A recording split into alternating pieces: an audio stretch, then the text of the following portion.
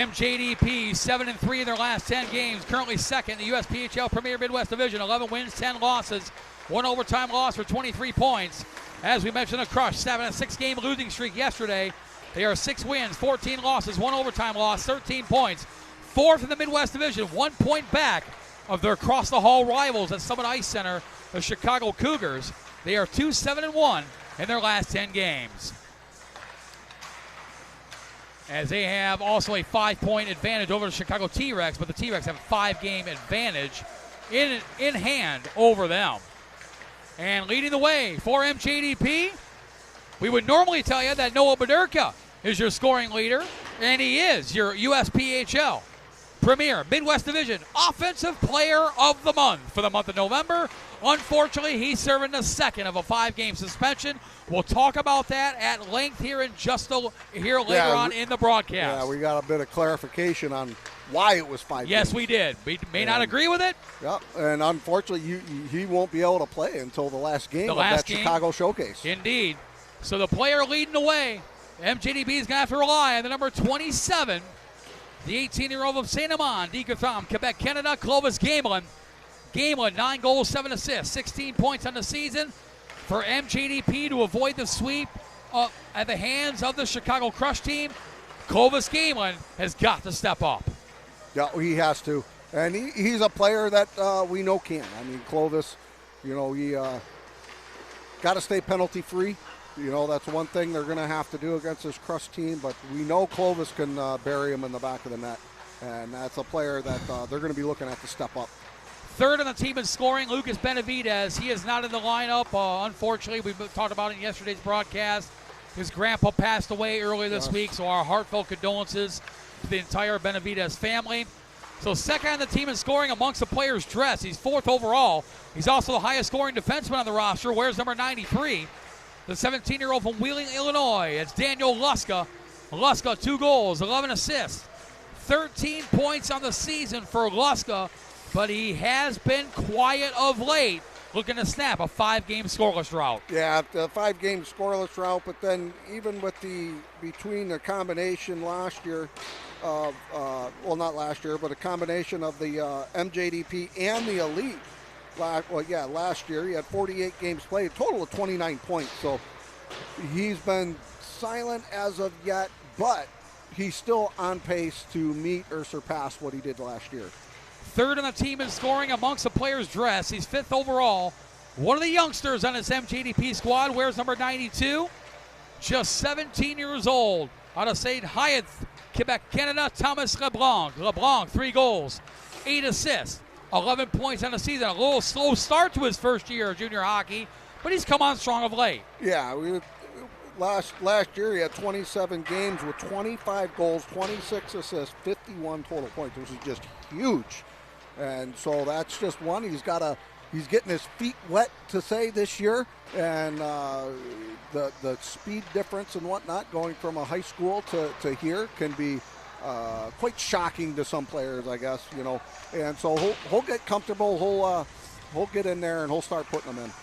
4th on the team amongst the players dressed, 6th overall. Wears number 22 for MJDP. Started the year with the Metro Jets Elite. Coaching staff knew right away he belongs on Premier. It is the 18-year-old from Flagstaff, Arizona, Liam Smith, the number 22. 3 goals, 7 assists, 10 points on the season. Yeah, and even with MJDP, when he played there, he had, what am I looking at here? I'm all messed up here. He was on the Elite. Oh, well, yeah, he was on the Elite, but. Yep, 4 goals, 2 assists, 6 points in just 4 games on the Elite side before getting called up. I made the print bigger for you. And I'm even wearing my glasses here, Matt.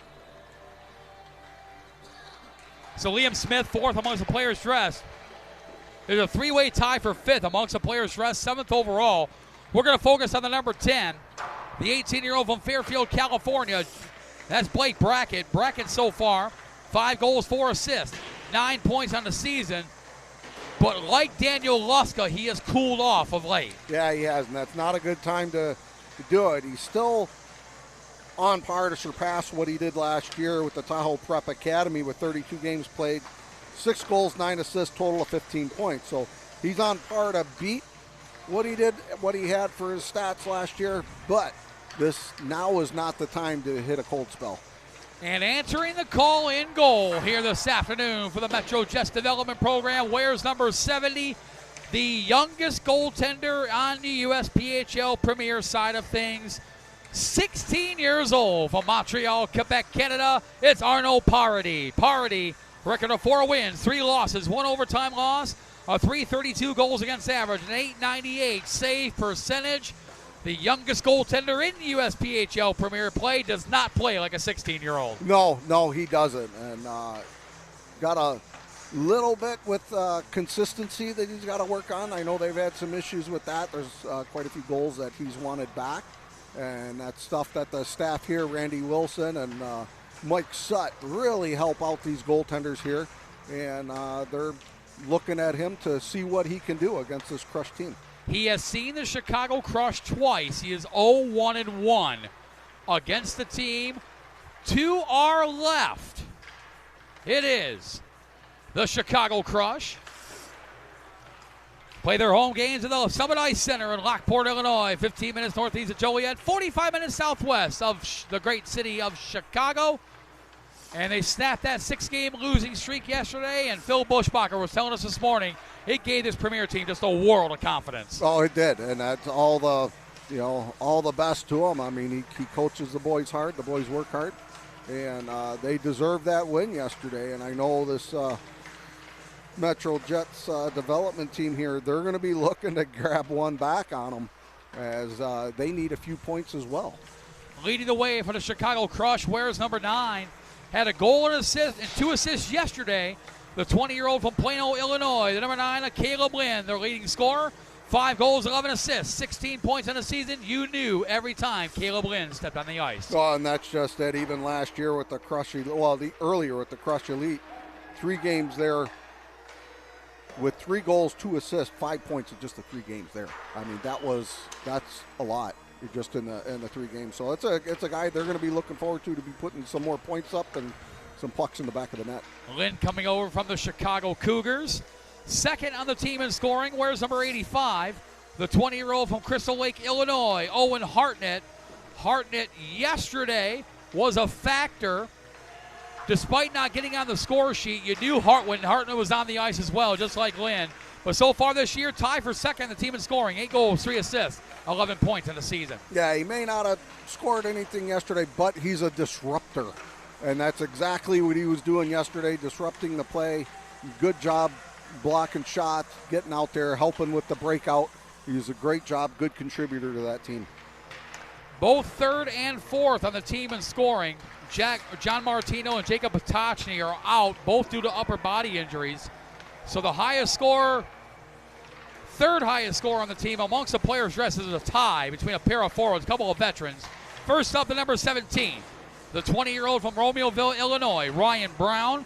Brown, no goals yet, but he's got 10 assists on the season. Yeah, and that's just great because they got the guys that can bury it. So if you got your guys that can do your setups like he's doing, more power to them. Those are just as good as goals. You don't have the assists without the goals. So if they can get someone that's a contributor and can set up plays, go for it. Brown in his 3rd season with the Chicago Crush. He is tied with the number 24 for the Crush, the 18-year-old from Hickory Hills, Illinois, Joey Bledsoe. Bledsoe, 8 goals, 2 assists, 10 points in the season. And just like Liam Smith on the MJDP, Phil Bushbacher knew right away Bledsoe did not belong on the elite side. Yeah, no, even on the elite side, he had 8 games, 8 goals and 3 assists with a total of 11 points in just 8 games with the elite. So definitely deserves the call-up. Yes. To this Premier team. Highest score amongst defensemen on the roster, wears number 25, the 18-year-old from Scottsdale, Arizona. It's Addison Knopfsinger.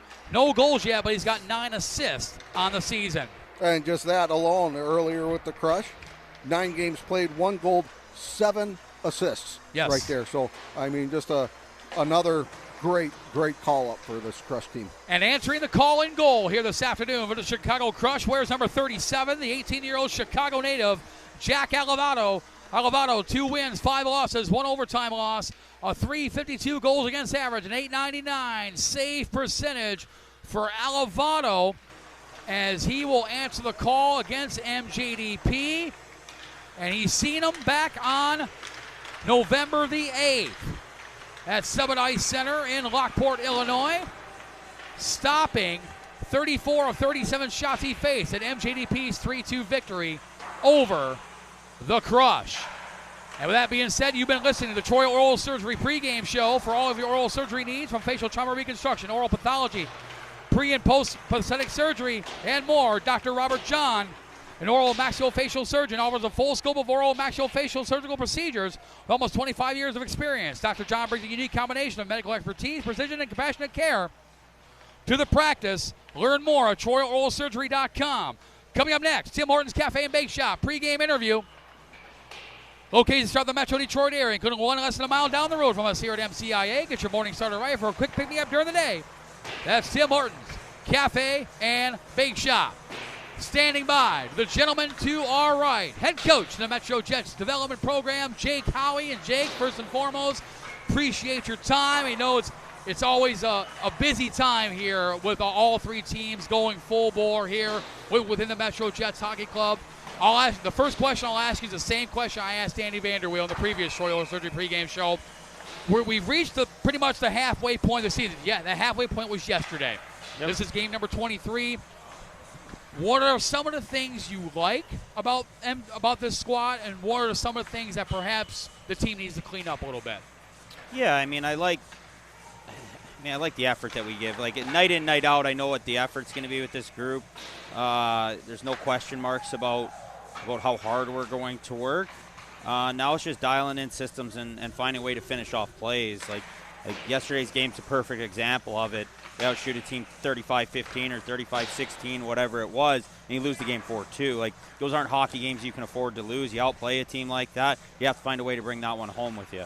But that's an offensive thing, right? Like, at the end of the day, we got to find a way to put pucks in the back of the net, and obviously not having Bederka and stuff yesterday, and Benavidez as well. Those are guys that we have leaned heavily on to score goals at times, and not having two of them hurt yesterday. But like, it's a next man up mentality at the end of the day. Like, the next guy's got to be ready to go, and depth scoring is what we need most right now. So, got a stat for you: 18.2 years old. Average age of the team, I'm assuming? Average age of the team is also the youngest team of the 72 teams in the USPHL Premier. Is that a detriment, or is that something you can work with? No, it's absolutely something we can work with. Like, we kind of threw them to the Wolves early in the year. They had arguably the toughest schedule in the entire league to start this first half of the season off, playing Fort Wayne 4 or 5 times, playing the Jets twice. We've played Columbus 2 times now, like teams that are upper echelon teams of the Premier, right? And so we kind of threw our guys to the Wolves, but it makes them better for it, right? Rather than some easier games, or if you want to call them that. I hate to say there's not really an easy game, but when you're playing these upper echelon teams of the league, right? Like, you have to learn quick, or you're going to get run out of buildings, and we haven't done that. We haven't been run out of any buildings, which is but they've grown and they've gotten better for it, and sometimes young and dumb is kind of the best way to have it. So right. There's been times this season where MJDP just comes out of the locker room just throwing haymakers at their opponents. Case in point, November 1st, and down in Fort Wayne against a high-powered Columbus Mavericks team who, ironically, was coming off a win over the Metro Jets.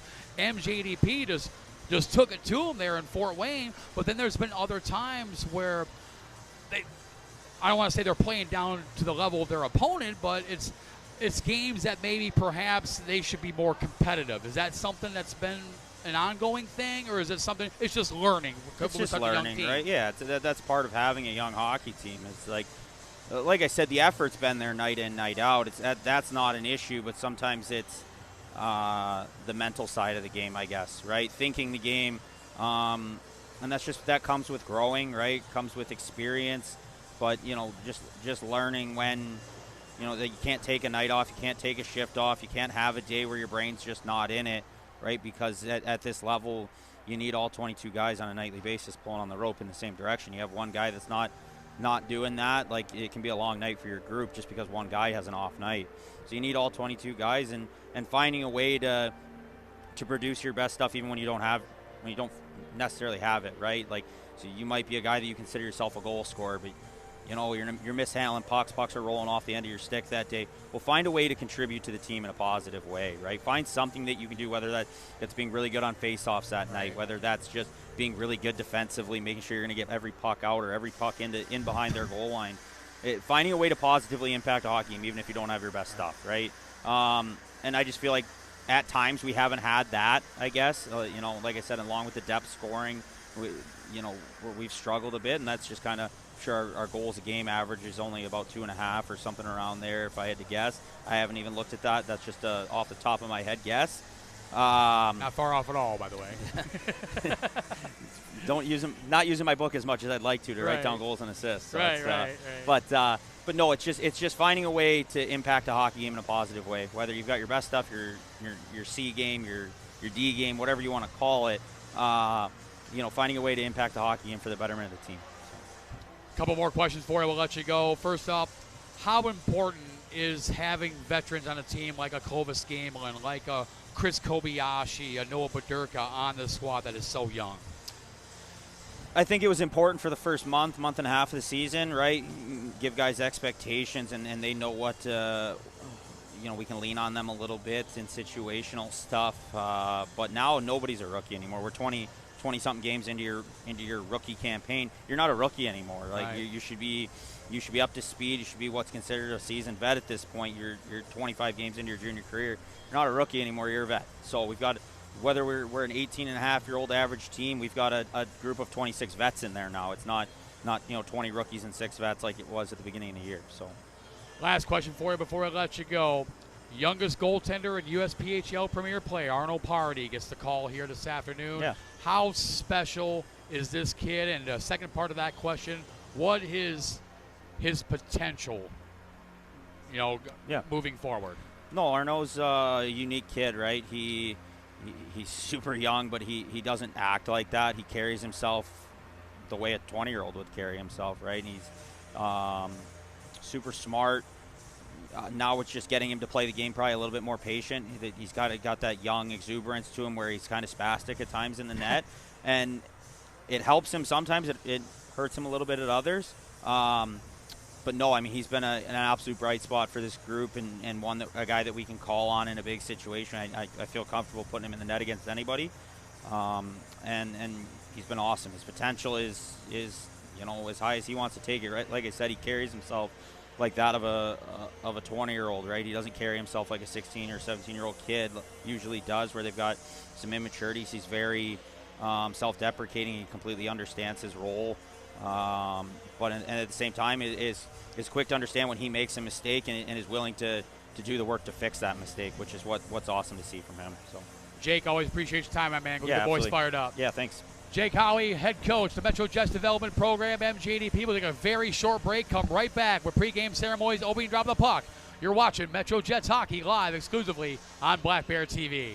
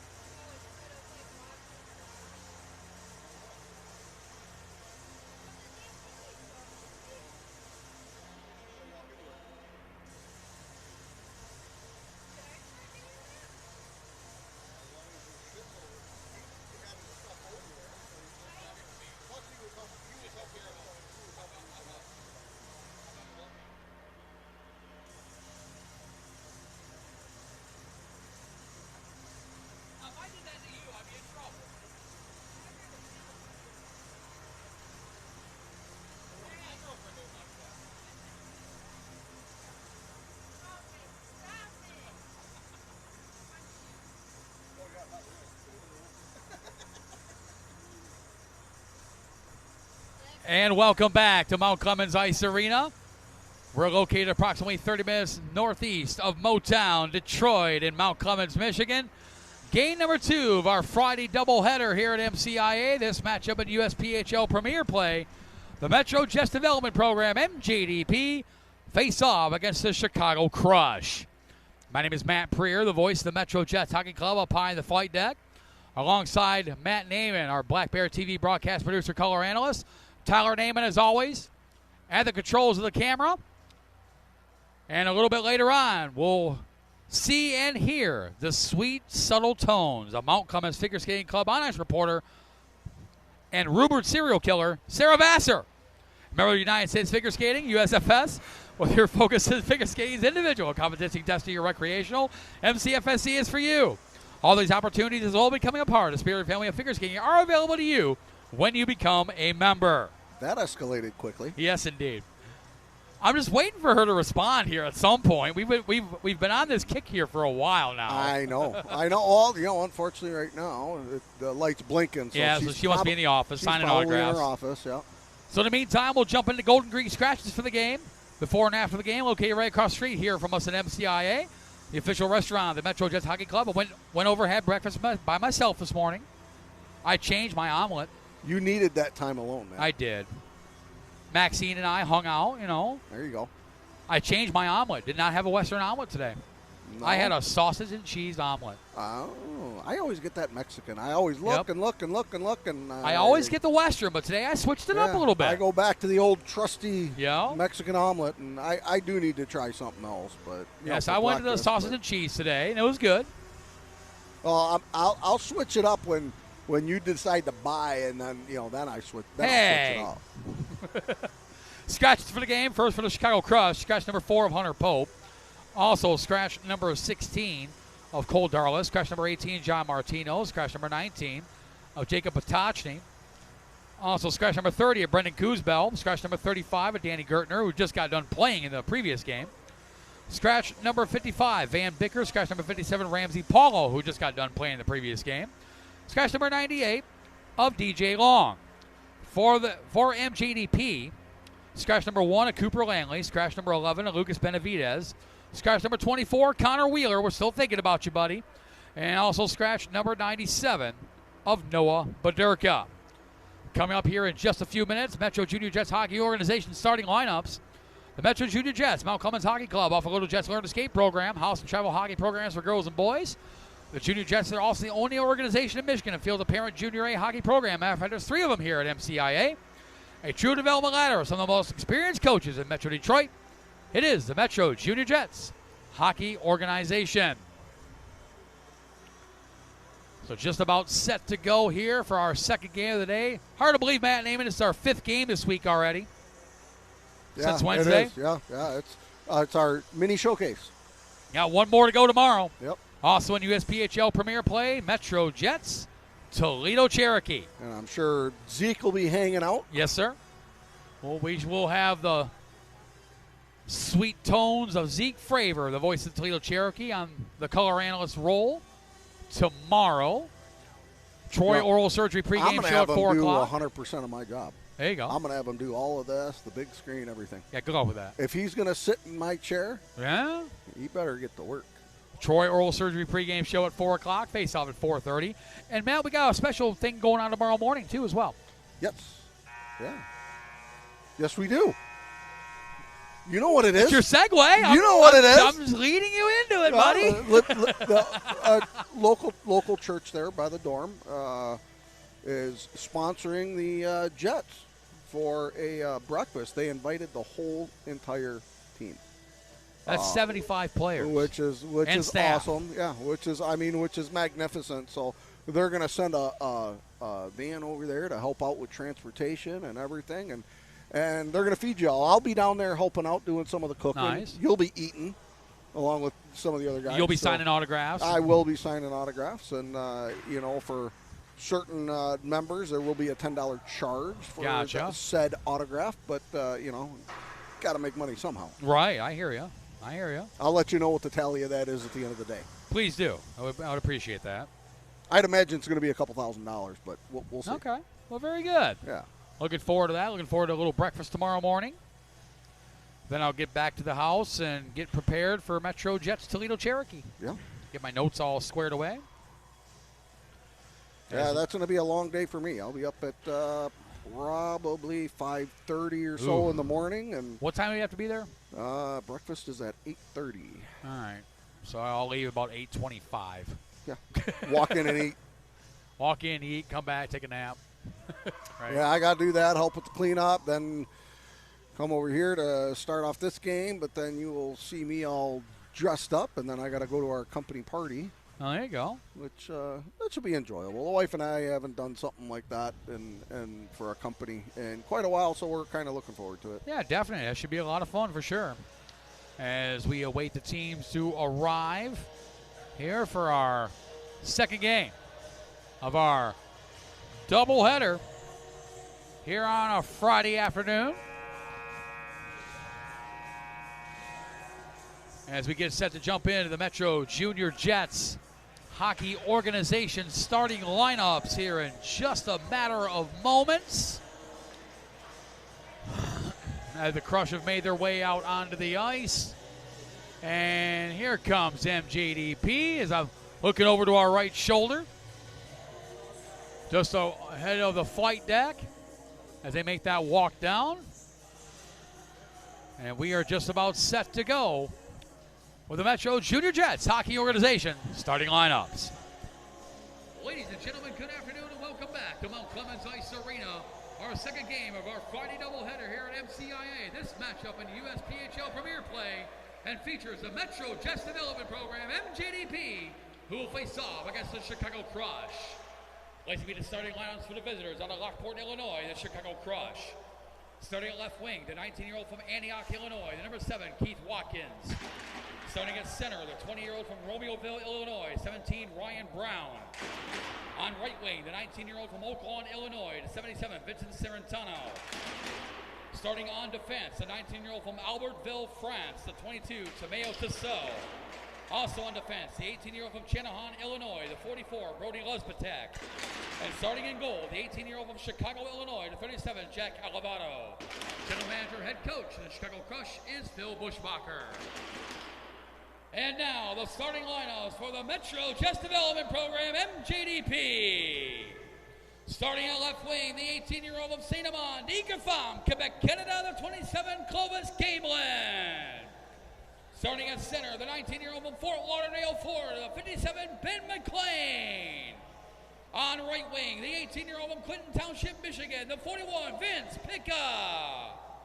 Starting on defense, the 17-year-old from Wheeling, Illinois, the 93, Daniel Luska. Also on defense, the 18-year-old from Kalamazoo, Michigan, the 23, Cameron Schaefer.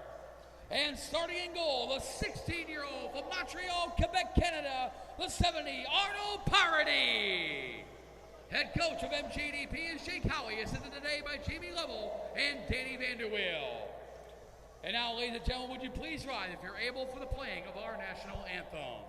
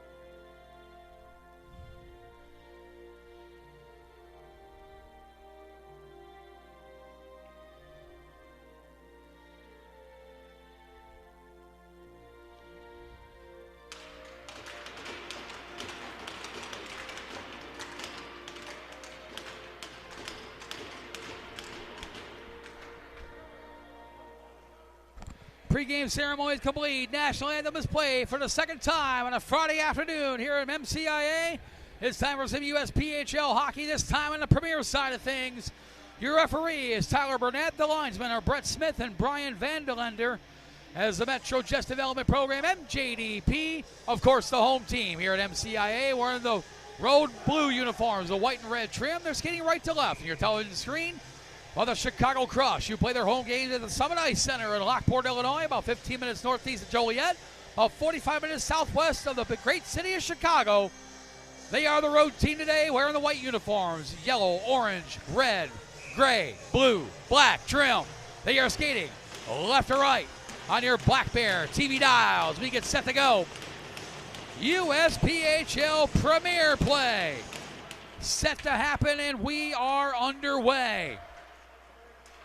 Pika deflects the puck into the Crush zone. Was checking the USPHL social media. Nothing yet. Nothing yet. We're impatient, or they are impatiently waiting. Well, we're starting to get impatient right now at the moment. And about more than that, just that. Well, we're impatiently waiting about the post. Yeah. Pick a big hit there on Ben McLean by Ryan Brown. And here comes Brody Lesbatek. Lesbatek sends it in on Party. He'll leave it there for Cameron Schaefer. Schaefer around the boards to Clovis Gamelin. Gamelin feeds it there for Daniel Luska. Luska over to Gamelin. Feeds it across to McLean. McLean looking for Rabone. Rabone gets there ahead of Nossinger. Picked it up there by Mikey Large. Large sends it in the neutral zone. Bledsoe trying to feed it over to the 28 of Josh Yeats. Picked up by John Lejabokov. Lejabokov to Yuzusinis. Yuzusinis had it knocked away. Josh Yeats picks it up. Lejabokov comes to help out. Caleb Curdo feeds it up to Ryan Jacobson as him and Rabone had a little miscommunication, and now collected there by Caleb Lynn. Lynn knocked away by Caleb Curdo in the battle of the Calebs. Picked up by Aiden Rabone.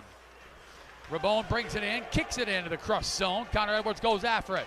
Rabone gets there ahead of him. As Aiden Rabone trying to get it to Yuzusinis. Yuzusinis off a skate, sends it over into the corner. Addison Nossinger sends it across over to Connor Edwards. Edwards, the 18-year-old from Rockford, Illinois. Spent 2 years with the Crush Elite program before moving up to the Premier side this season. And he gets the puck back from Caleb Lynn, lets it go for Joey Bledsoe. Bledsoe, the former Atlanta Mad Hatter, sends it in. Icing the call. Incidentally, Matt Naiman, Joey Bledsoe, and Aiden Rabone, former teammates with the Mad Hatters. Weather a little more warmer in Atlanta, Georgia. Just a little bit. Than here. Just a little bit. Although current temperature is a balmy 25 degrees here at Mount Clemens Ice Arena. This morning it was 8 degrees when I stepped outside. I know Pete Kamek's enjoying it. Oh, yeah. He was telling us yesterday, at home it was 80 degrees. Well, Pete Kamek we were talking to him yesterday, and he was saying, I'm tired of the 78-degree weather in Florida. I want to come up and experience a little cold. Yeah. That's exactly what he said. I quote him, direct quote. Owner, president of the Metro Jets Hockey Club, Pete Kamek, with us this weekend. And the puck deflected up in the neutral zone, picked up by Dukic. Dukic feeds it across over to Owen Hartnett. Hartnett back over to Dukic in his own zone. Pressure there by Kobayashi. Boscovich trying to keep it in. Second effort was brought out by the 21 of Jace Levine. Levine now to Chase Kaufman. Dukic sends it in off the shoulder of Chris Kobayashi. And now picked up there by the 14, Alex Matiziak. Matiziak intercepted by Boscovich. Over to Spencer Stanhope. Stanhope sends it in as he collided there with a 7 of Keith Watkins. And deflected up in the rafters and out of play. 16:47 to go here in the first period. Is it Q on the music today? Yes, he is. Yeah. Well, you can tell. You don't have ABBA and, all the other stuff playing. There is a plethora of USPHL Premier games today. One final already. The Connecticut Junior Rangers defeating the Jersey Hitmen by a score of 7-1. Wow, they got on top of that one. 0-0 tie at the end of one period of play between the Somang Hockey Club and the Montreal Blackvies. Everything else is later today.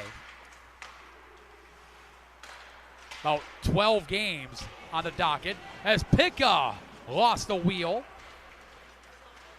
Games of interest later today. The Toledo Cherokee hosts the Fresh Coast Freeze at Team Toledo Ice House at 7 o'clock. And a penalty coming. And it is on the Crush. Keith Watkins heading off. A 2-minute minor for cross-checking. And that'll put MJDP and the Metro Jets Foundation power play for the first time today.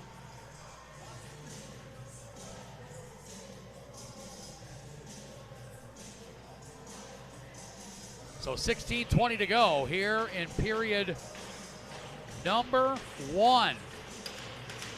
Can't touch this, Matt. What's the Weird Al song? You can touch this? You can touch this. I don't. Did he do one to this song? I thought he did. I don't know. I could be wrong, but I thought he did. Well, maybe you'll have to start something. Right. MJDP 21.3%. The power play, 17 power play goals and 80 opportunities of the man advantage. While the Chicago Crush shot there, saved there by Alivado. Chicago Crush on the PK for the first time today. 76.0% nice he scores! Daniel Luska! We told you in the Troy Oral Surgery pregame show, players that had to step up. Luska in the midst of a 5-game scoring drought. Well, he just broke that in a hurry. Daniel Luska picks up the goal. The 17-year-old from Wheeling, Illinois, his 3rd goal of the season. And MJDP strikes first. They lead 1-0. And he was just so patient on that, too. Quarterback in that whole setup there, just sitting right up on top. Just very patient, looking for that one shot to take, and he got it. We were just getting ready to say the Chicago Crush, 75% of the penalty kill, 60th out of 72 teams in the USPHL Premier, and one of only 2 teams in the league that have not scored a shorthanded goal. They're not going to get one there. As MJDP, 1-for-1, the Metro Jets Foundation power play. Yesterday they were 0-for-2 as Daniel Luska, his 3rd of the season, from Alex Fournier and Ben McLean at 4:07 to give MJDP a 1-0 lead. Metro Jet Development Program's first goal on the Metro Jets Foundation power play. Chicago's going to come back out the other way, and it's intercepted right there, center ice, as Pratt's going to come across the line. He's going to come in, loses it. And number 57, Ben McLean.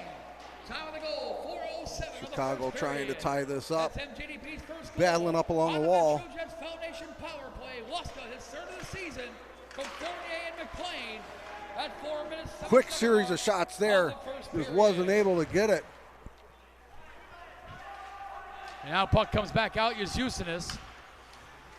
Paulius Yazusinas. Over to Blake Brackett. Brackett with a shot in the glove of Jack Alivado. Now let's meet Jack Alivado, the 18-year-old goaltender from Chicago, Illinois. So far this season, 2 wins, 5 losses, 1 overtime loss. A .352 goals against average. And a .899 save percentage for Alivado. His last game was against the Fresh Coast Freeze. Or excuse me, check that. Against the Fresh Coast Freeze back on November 23rd. Came right here at Mount Clemens Ice Arena in the USPHL Detroit Showcase as he stopped 23 of 26 shots he faced in that 3-2 victory by the Freeze over the Crush. Also played 6 games this season for the Crush Elite Squad for the former Prosper Eagle Texas high school hockey ranks. Good old Texas hockey. Yes, sir. Oh, it was a nice setup just behind Otto. Picked up there by Josh Yeech. He's with a shot and he scores! Short side on Arno Parody. And Josh Yeech answers the call for the Crush. As Yeats, who picked up his first career USPHL Premier goal yesterday, just added another one. The 19-year-old from Naperville, Illinois, his 2nd goal of the season, and the Crush tie it at 1. Josh Yeats. First career USPHL Premier goal was yesterday. He backs it up today with his second.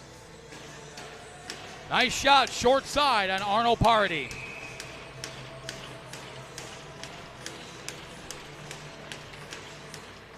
Face off at center ice. So Luska's power play goal. Yeats even strength. His second of the season from Ryan Brown at 6'10" came just 2 minutes and 3 seconds after Luska made it 1-0. Fournier fires off the skate of Sarantano. And he felt that one. Oh, he felt that one. Fournier's got a cannon for a shot, just like his brother. Oh, and he got him one. again. My gosh.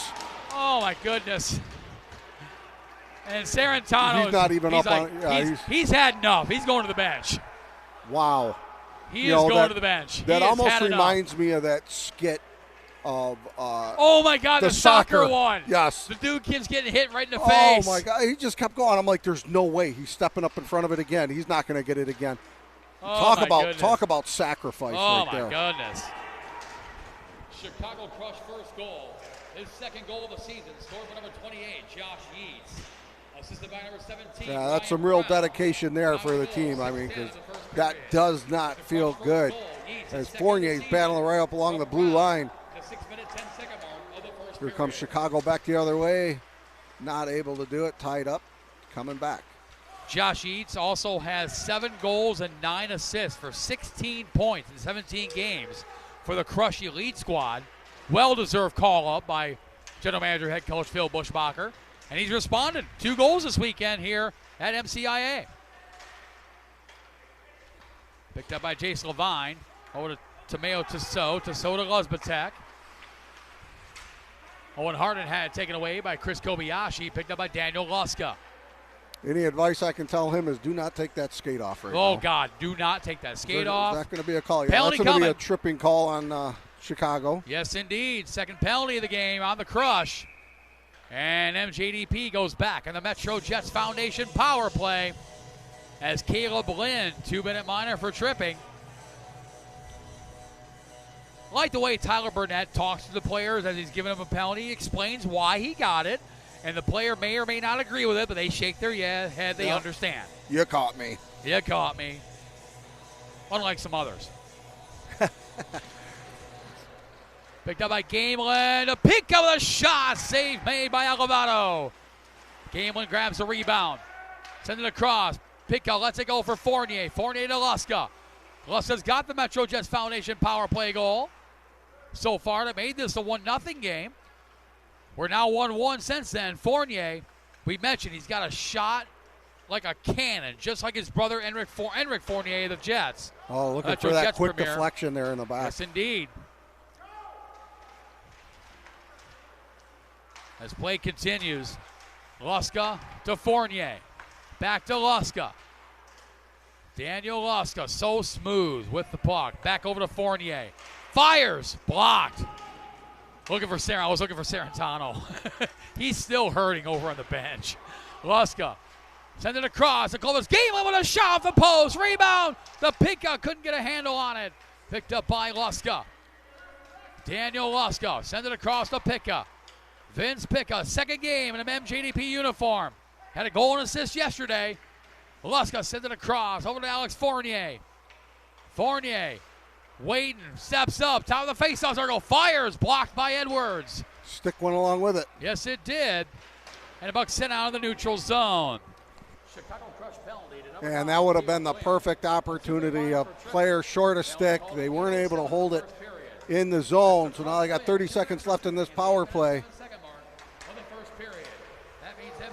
Smith not able to hold that in. Bledsoe's coming across. Tied up by 3 Jets. Saved by Parody and a shot by Bledsoe, shorthanded. Luzbatek shot off the blocker of Parody and picked up by Cameron Schaefer. Schaefer, another call up from the Metro Jets Elite, has found a home with MJDP now. Over to Liam Smith. And another that's gonna call do up it for that power play. Both teams back to full strength. As Lynn's going back to the bench. Lejabokov looking for LeBlanc and couldn't send it through the goal mouth. And knocked into the neutral zone. Lejabokov will go after it. Kept in by The 28 of Yeats gets it back off the pass from Bledsoe, but here comes MJDP back the other way. Lejabokov had it knocked away by Bledsoe. Yeats will go after it.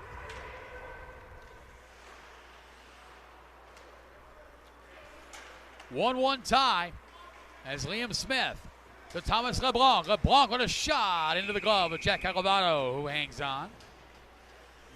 9:10 to go here in the first period. Shot 7-3 in favor of MJDP. Man, I could really use a coffee.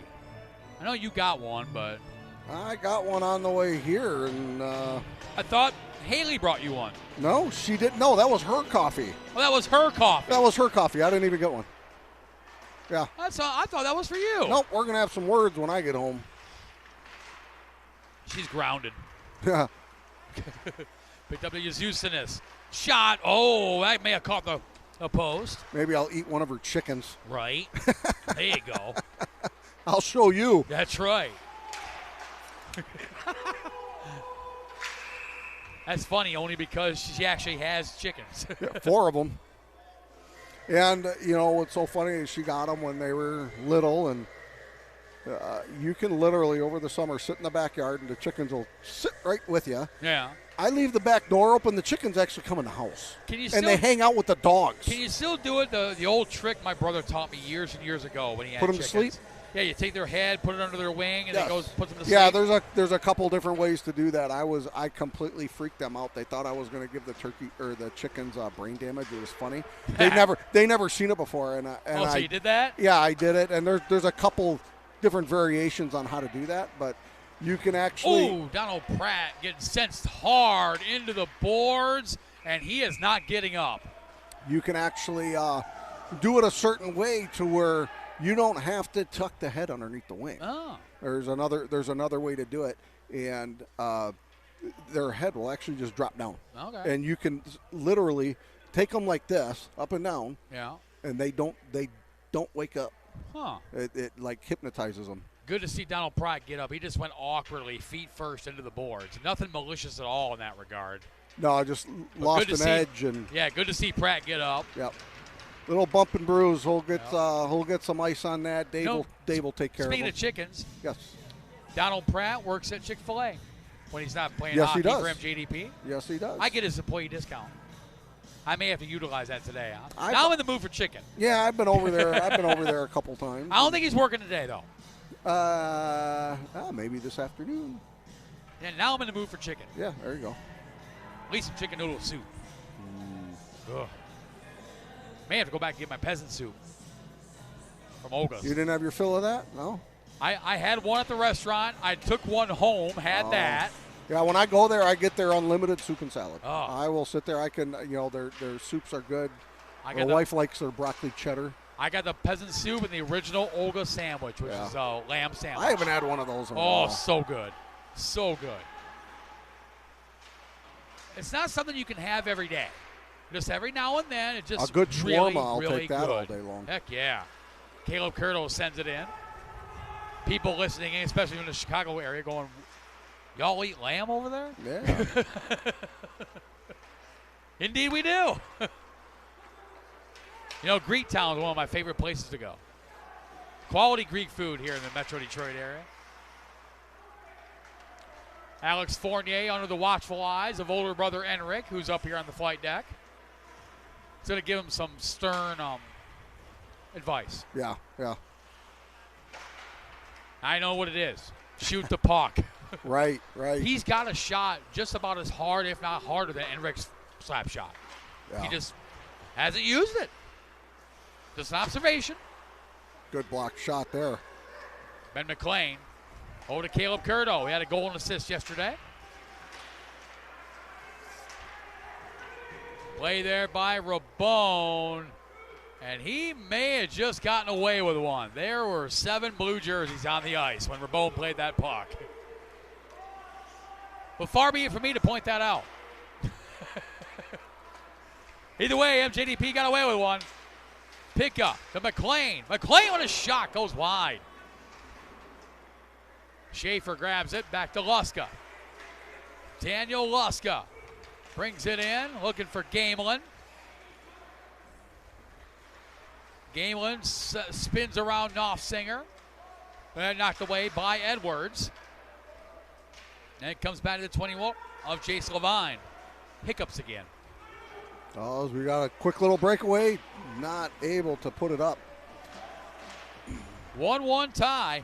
Gamelin's going to pop it out over the blue line to Kobayashi. Kobayashi's going to dump it all the way into the back. And that is an icing. Icing call. 6:06 to go here in period number 1. As they're a little befuddled on why that was a icing call, because he flipped that into the crush zone. Right. When he was on the Metro Jets logo. He was over half ice. Shots 8-5 in favor of MJDP.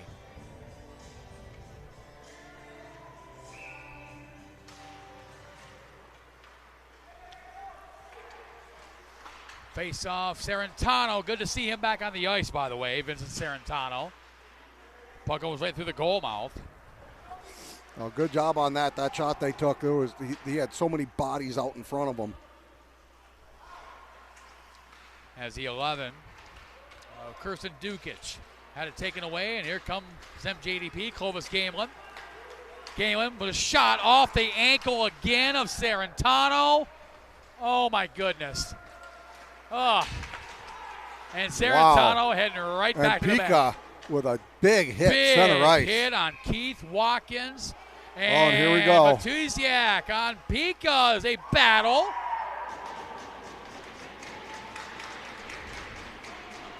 That was a hit on Keith Watkins. That was clean. That was shoulder to shoulder. Matusiak taking exception to Pika.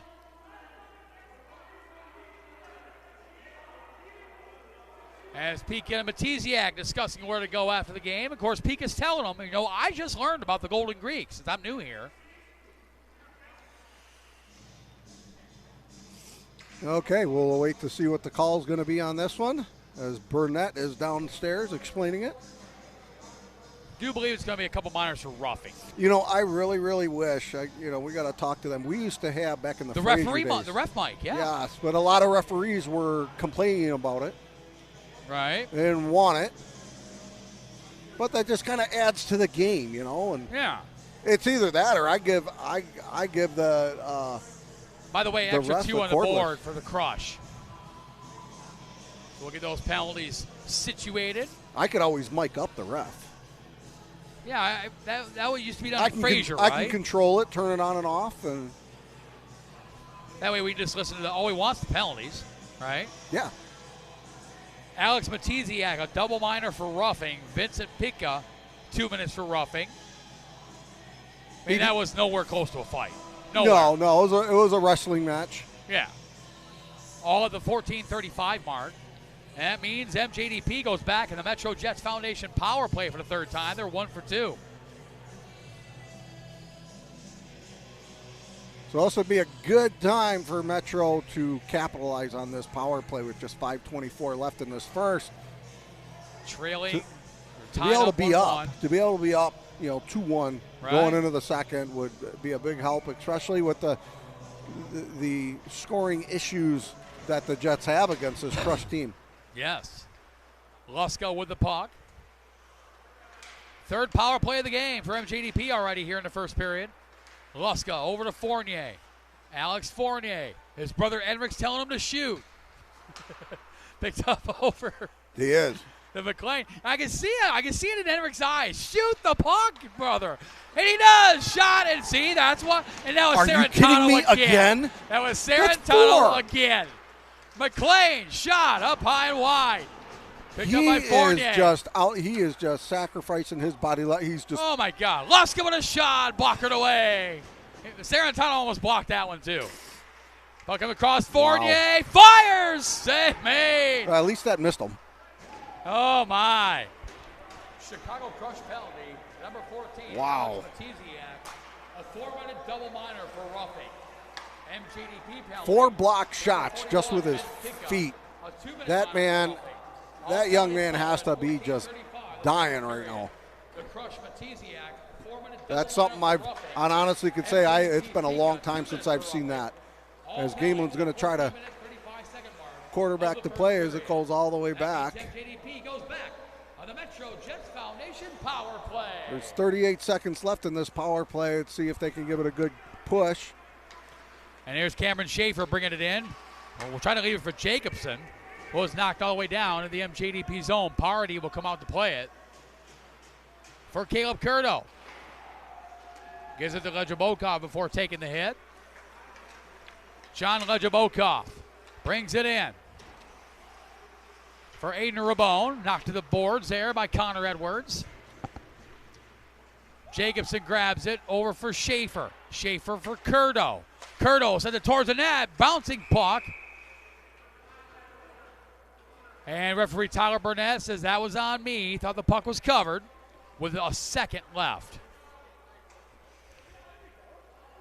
1 second left in the extra minor to Alex Matiziak.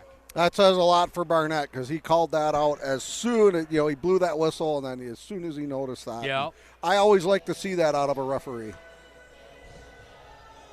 Some could take lessons from Tyler Burnett. Graham wins the draw. Both teams back to full strength.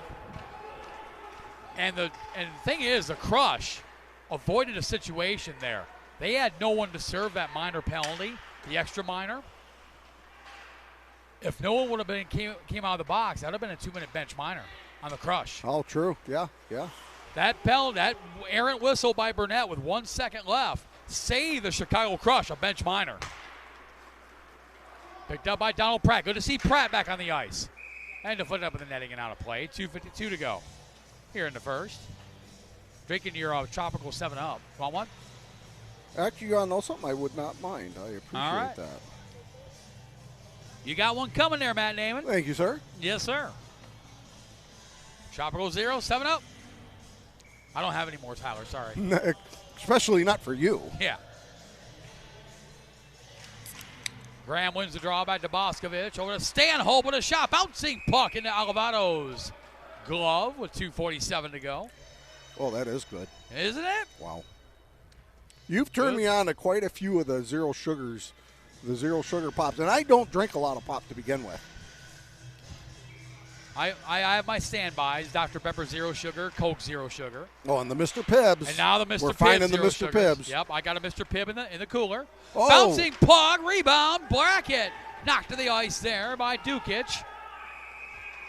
And as Yeats came flying in on Donald Pratt. And a little miscommunication, a little disgruntlement. As Landon Graham is telling Josh Yeats, look, you need to go to the Golden Greek right after the game before you get on the bus to head back home. The chicken noodle soup is on special today, and the ham and cheese sandwich is a special today. How about that? Are you trying to dance? The Carlton, baby. Oh.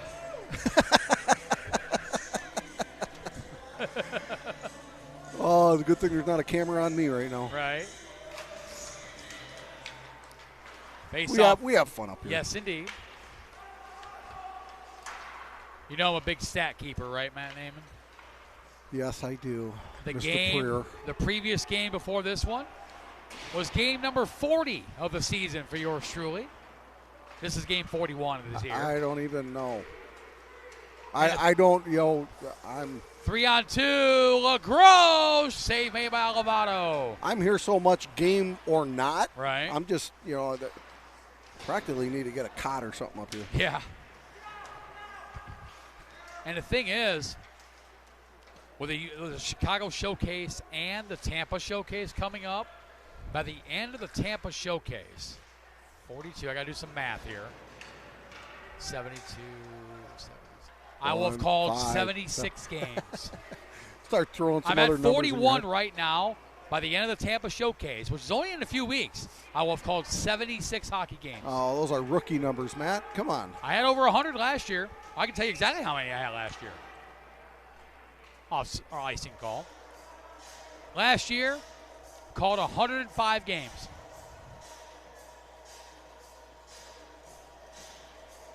And at this moment, lifetime, I'm at 542. So I will hit 600 by the end of the year. Yeah. It's a good number. I like Well, it. hit since you've been here. I have hit and been at every single Jets game. Yep. An exception for tomorrow, which I'm still going to be here. Well, you'll be here. Technically. So it counts. Yeah. So I don't even know how many that would be. I missed one this year. I'm going to miss a handful in February due to my commitments up in Sault Ste. Marie, Michigan, the I-500. And I can't even join you because of this. I'd love to over there. 1 minute remaining in the first period. Which very well could be my last I-500, Matt Naaman. Could be the last one. Got some other good things in the works. Sure, definitely. It'll be my 10th I-500 up in Sault Ste. Marie, and I think it's about enough. Picked up by Pika. Vince Pika. Side steps to Crush. Working on 3. Good to see Keith Watkins back up after that hit by Pika. Puck sent in. 22 seconds left. Here in the first. To So with a shot. Parody with a save. And Luska clears traffic in front of his goaltender. Heck, it's nice to see Sarantano back up on his feet again. Yeah, no kidding. Vincent Sarantano is the #1 star right now.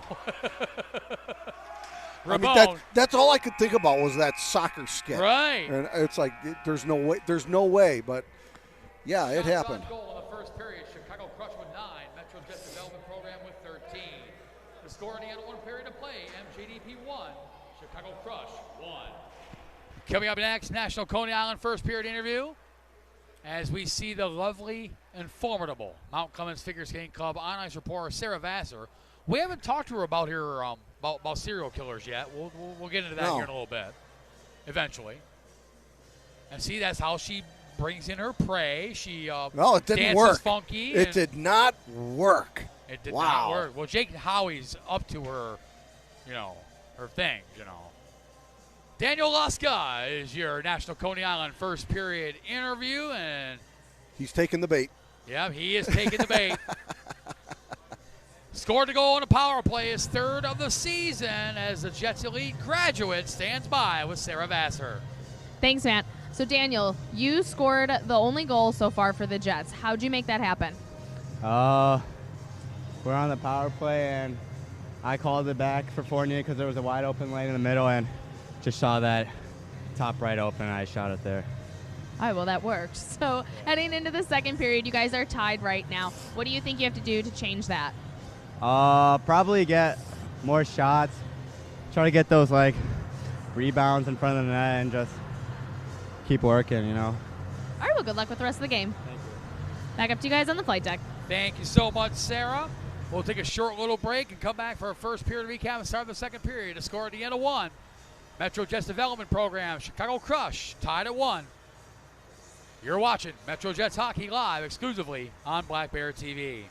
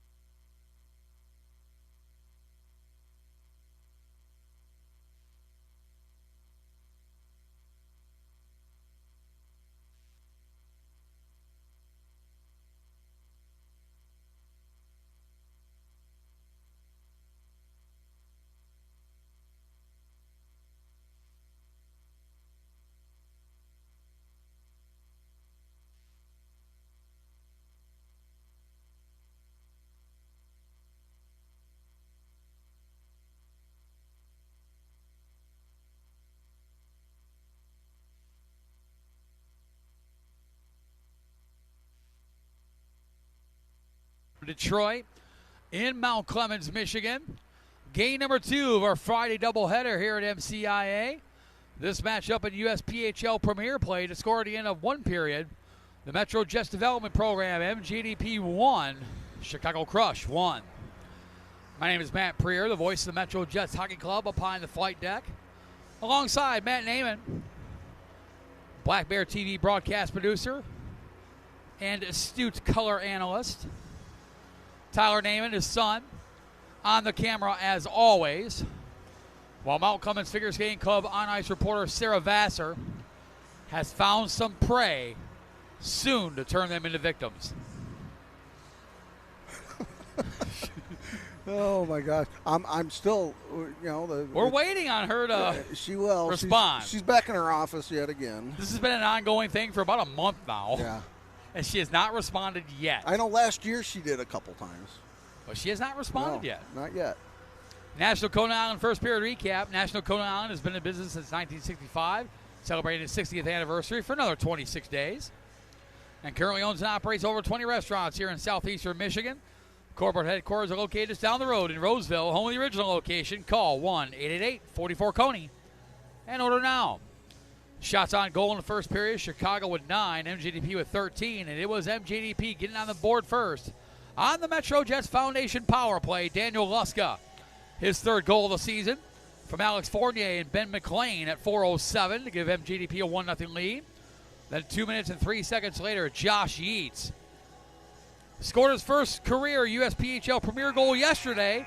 Liked it so much, he scored again today. Yeah. His second goal of the season from Ryan Brown at 6:10.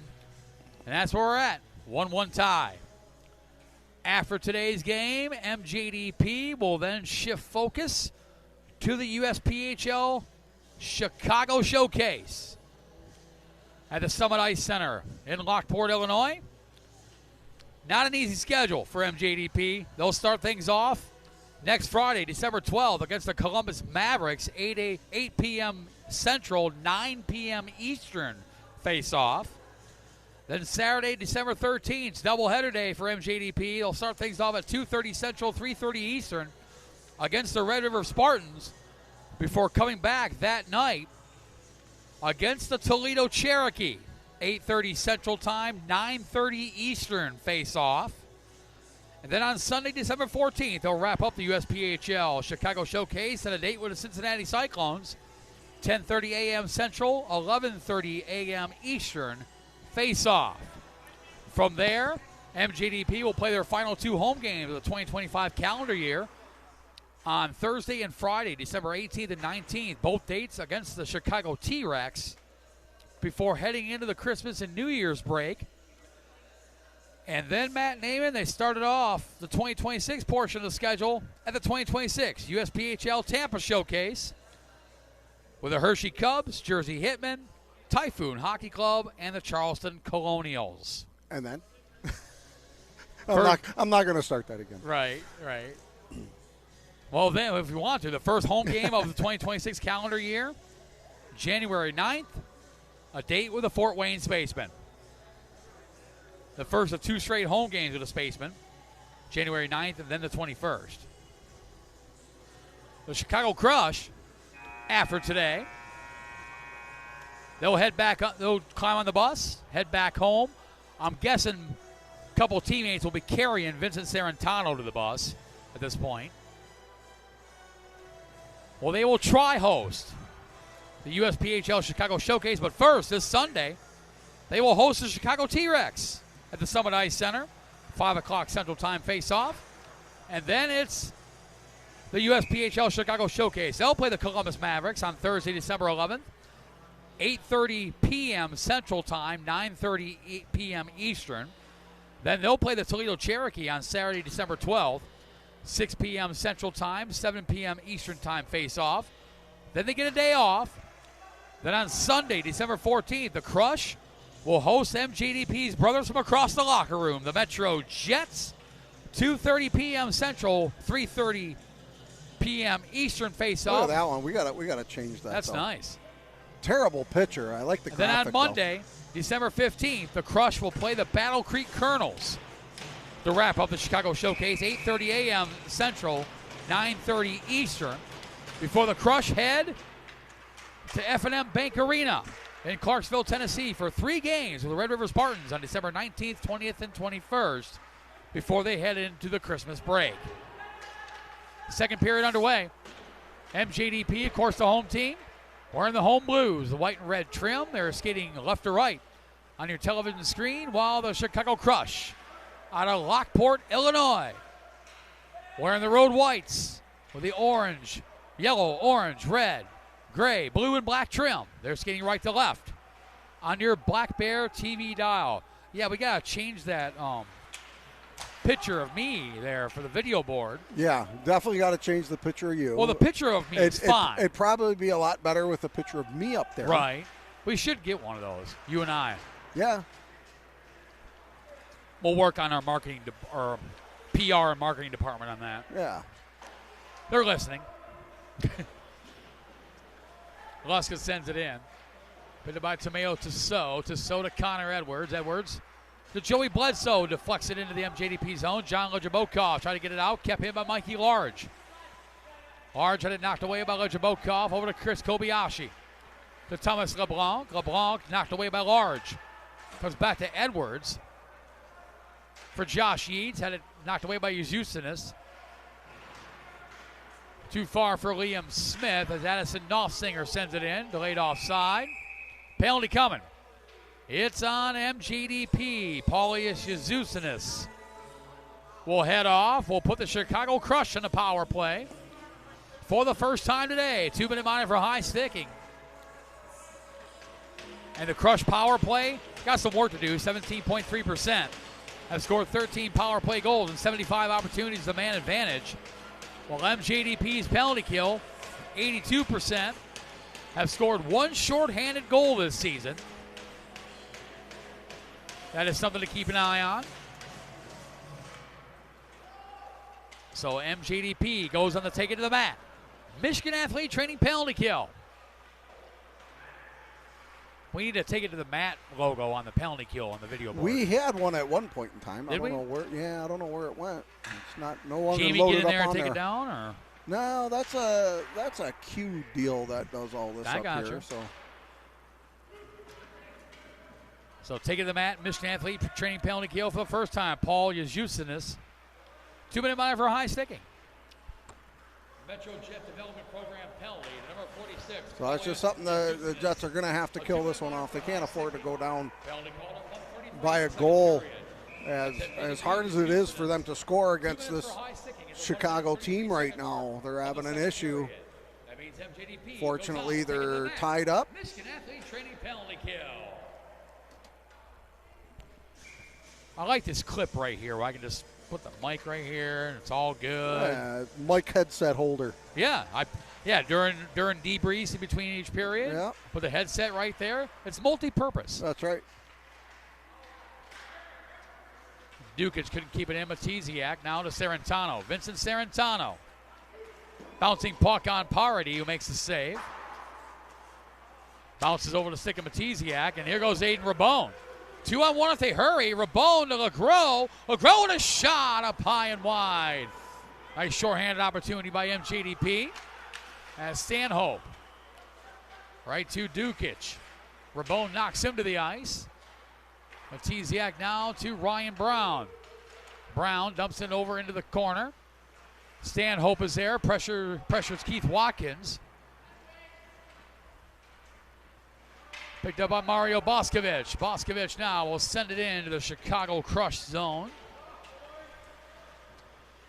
Lots of games going on today, Matt Naiman. On the USPHL Premier side, we'll get to him here in a second. It's a busy time in the USPHL. As a lot of teams, most teams have hit the halfway point of the 25-26 season. Both teams back to full strength. Shot there saved by Parody.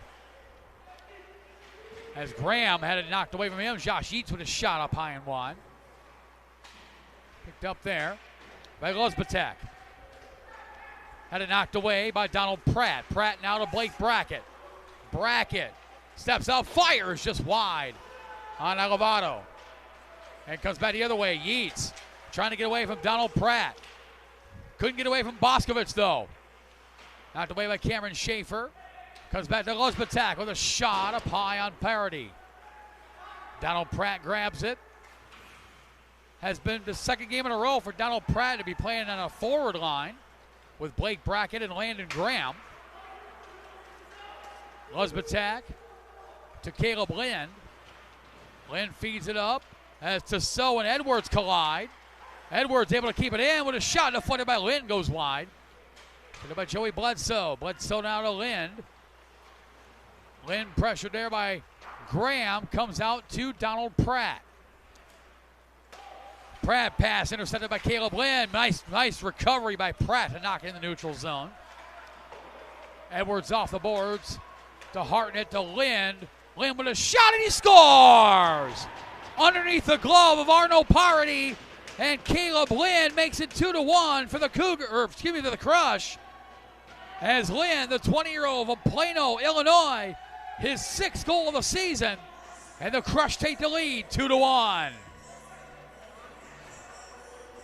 Just a low shot, maybe a couple inches off the ice, went underneath the glove of goaltender Arno Parity, and the Crush, Matt Naiman, take a 2-1 lead. That's a tough one. Those shots like that goaltenders let in, that is always a shot that they want back, and they've been able to catch him quite a bit on his glove side. Yeah, both goals have gone underneath the glove of Arno Parity. As Caleb Lind, his sixth goal of the season from Owen Hartnett and Connor Edwards at 5:03. Serentano, nice hustle, and negates the icing. Those ankles aren't bothering him too bad right now. No, he's unbelievable. I mean, that guy's taking 4 shots, 3 wrist shots and 1 slap shot, all off the same foot. Yeah. Icing the call, 14:16 to go. Here in the second period.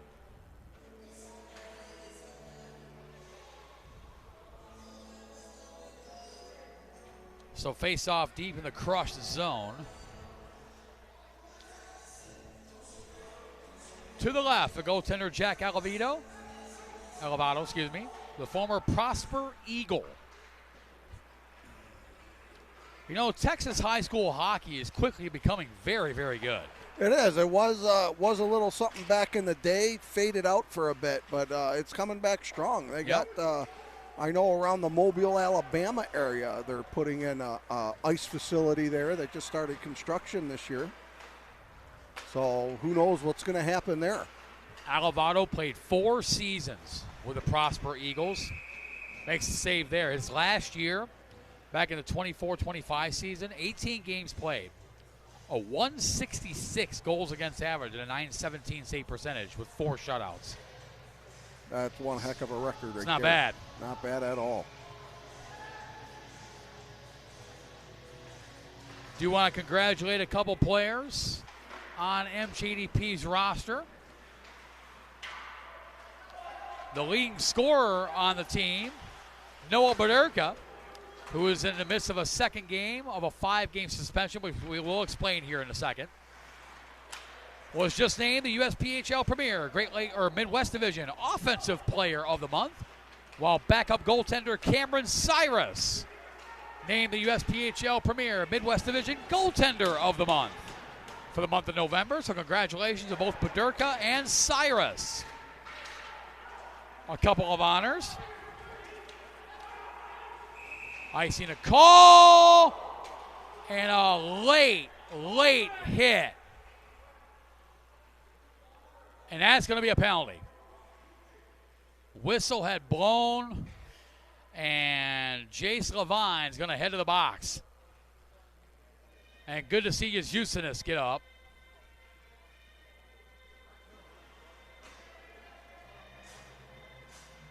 And it's going to be another Metro Jets Foundation power play, and this might be more than 2, as the referees are in conference.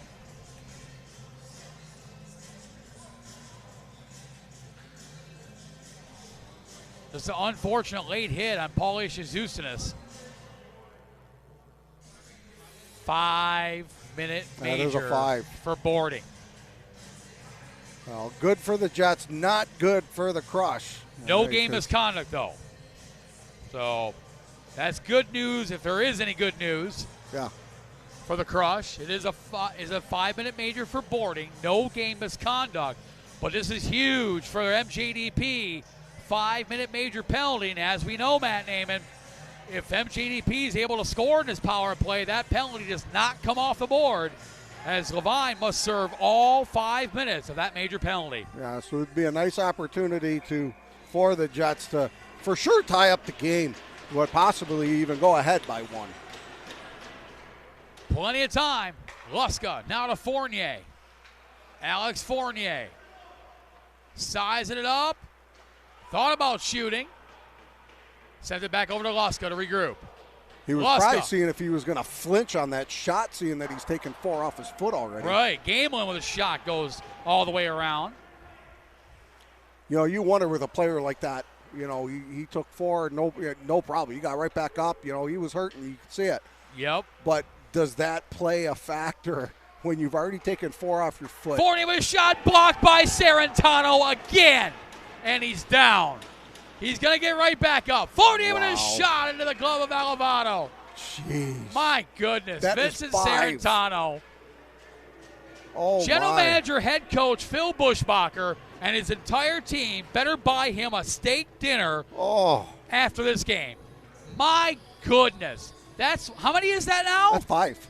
That's 5 blocked shots by Vincent Sarantano. All of which hurt. That just flat out hurt. All of which hurt. It's not like it was a stick or 4 of them off his foot and 1 off his body. Chicago Crush penalty to number 21, Jason Levine. Unbelievable. We for sure got to say something to Phil when this game is done, regardless of the outcome. That's the Crush, Levine. As the Jets are going to try to get something going here as they enter into the zone. That means MJDP goes back and they're taking on the Metro Jets Foundation power play.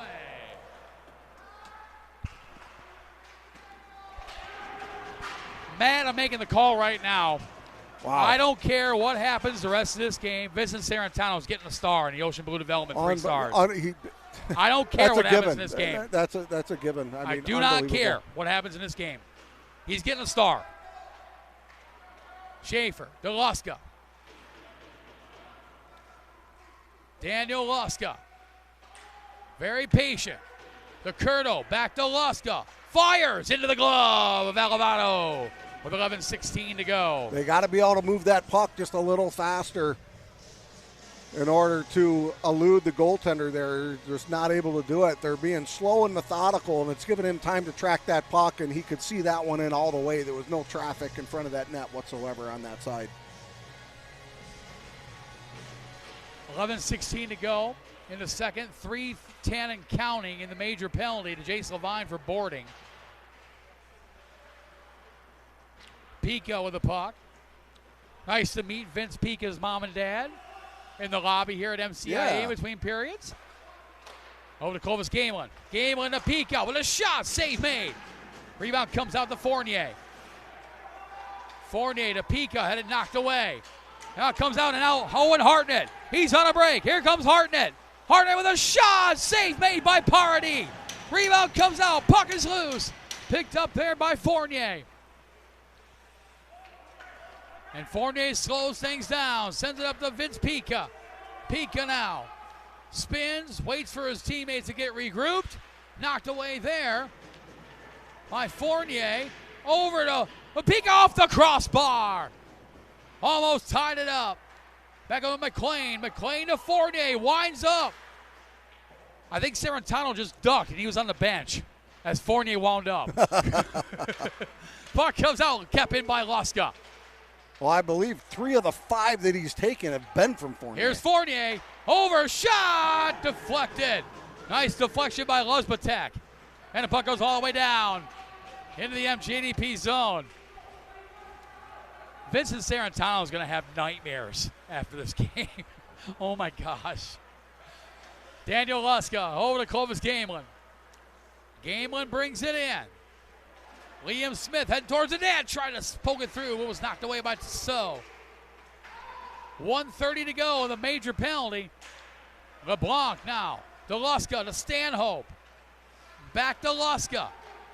To a wide open Chris Kobayashi. With a shot saved by Alvarado. Knocked away there by Connor Edwards.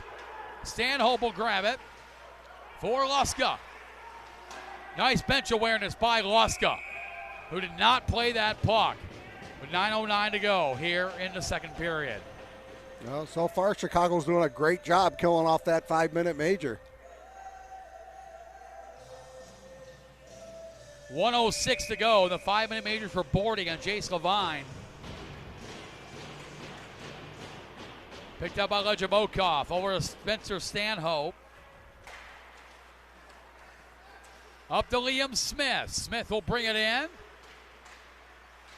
Smith circles the net. Over to Stanhope.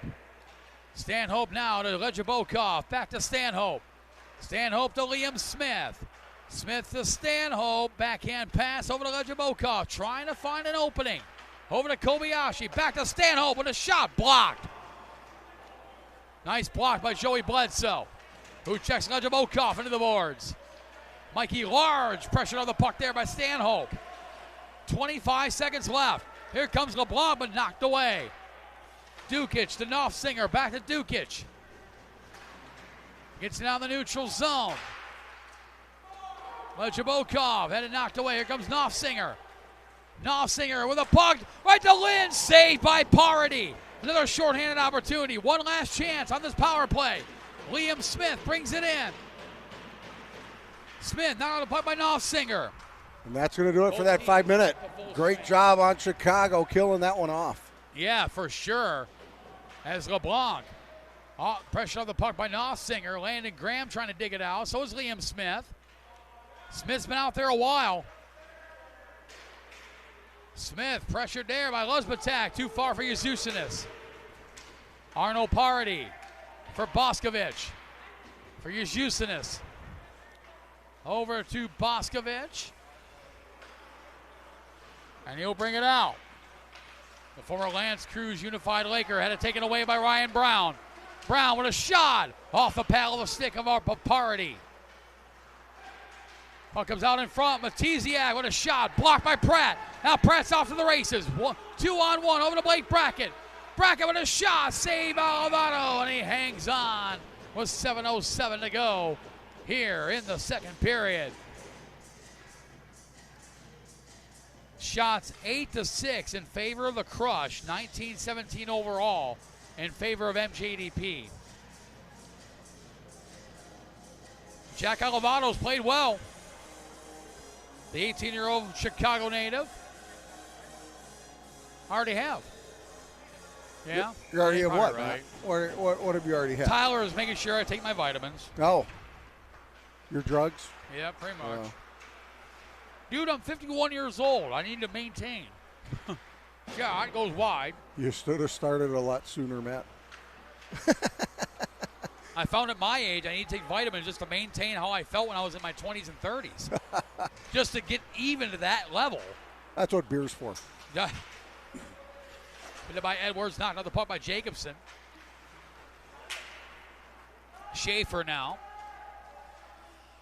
Over to Daniel Luska, who's got the lone goal for MJDP. Broke a 5-game scoring snide. Jacobson to Rabone, quick pass. Intended for Curto, was blocked. And Sarantano back on the ice. Knocks into the neutral zone.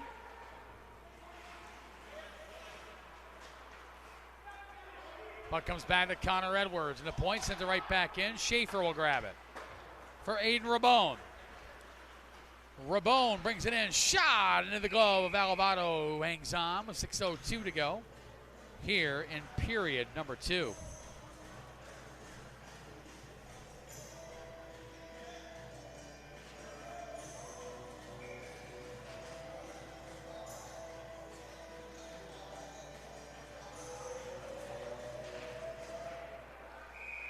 And we'll try that again.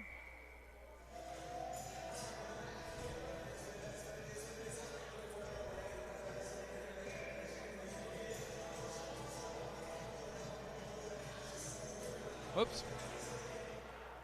Getting Sarah Vassar all dialed in for our second period interview. Well, why are you giving her a lead into her next victim? Well, I know. Party makes a save. Alex Fournier visits Sarantano's worst nightmare today. Oh, man. God, I feel bad for the kid's foot. Oh. Like I said, the whole team needs to buy Sarantano a nice steak dinner on the way home tonight.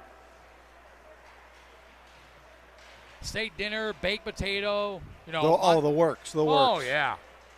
You know, maybe stop at Texas Roadhouse for a little bit of bread and butter. There you go. Parody makes a save, 5:32 to go.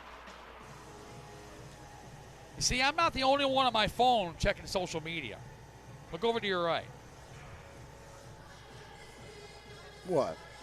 Pete Kamek's still on his phone. He's always checking too. He's always on his phone. He's conducting business. He's either in a meeting or looking up something. Right. He is a very, very busy man. Yes, he is. Good to have him up here. It is. Nice to see him. You'll be seeing him again after the first of the year. Yes. As that's right in his backyard. Yes, indeed. McLean to Pika to Stanhope. Spencer Stanhope sends it in. Shot bouncing puck goes high. Kept in by Pika for Gamelin.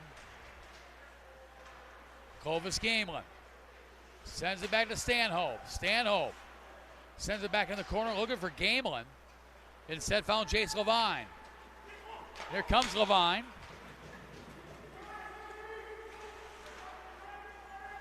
Stanhope wraps it around the boards. Not out. Kept in by Dukic.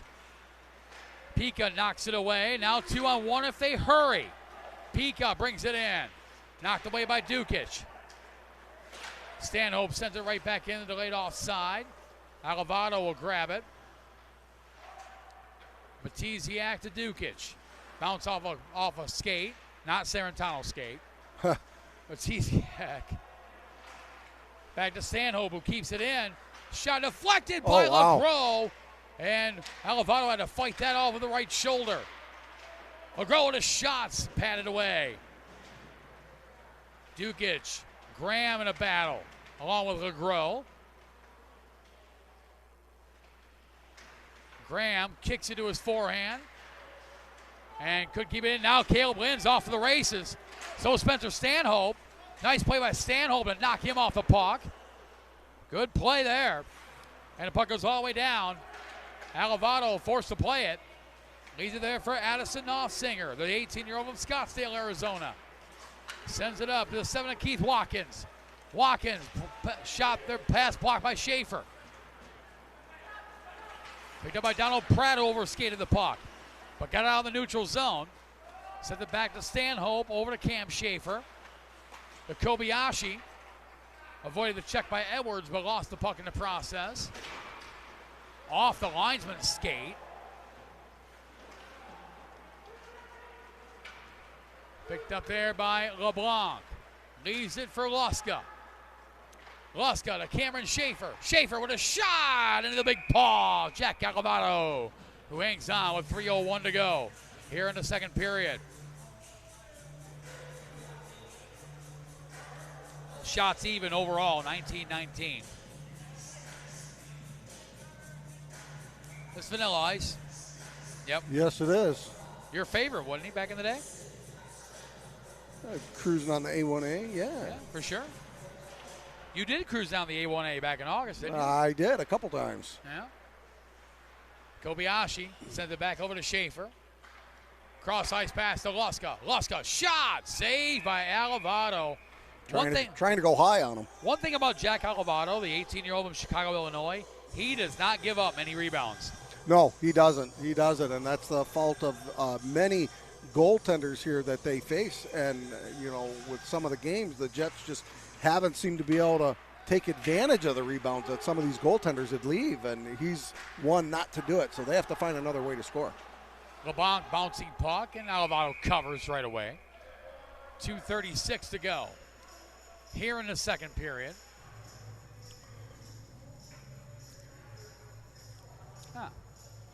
Well, that's good. My hotspot is charged. There you go. Now I can charge my phone. There we go. You're all set. Yes. See, I got you hooked up here, man. Appreciate that.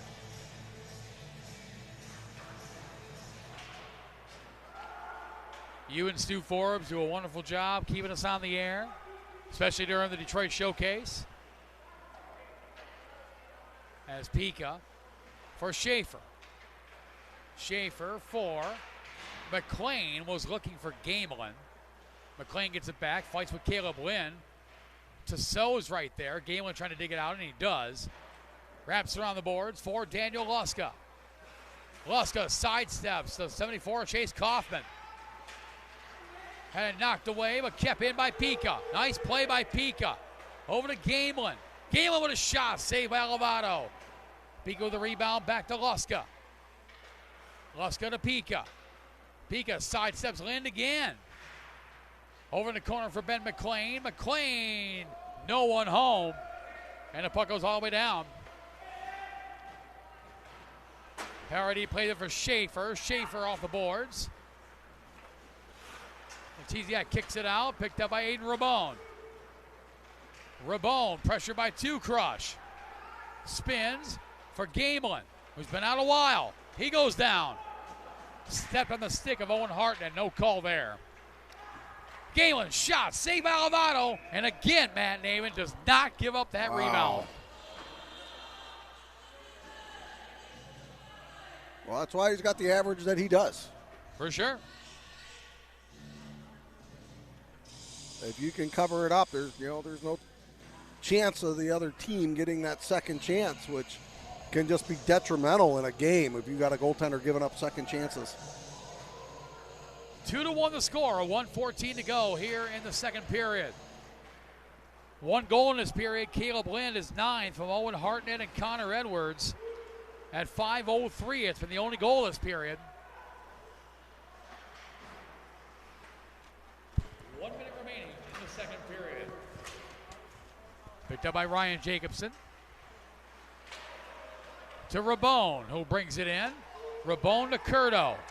Caleb Curto looking for Yuzusins, found Matiziak in the process.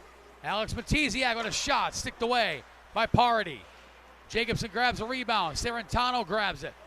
He'll fire it in. Bouncing puck. Penalty coming. It's on the Crush.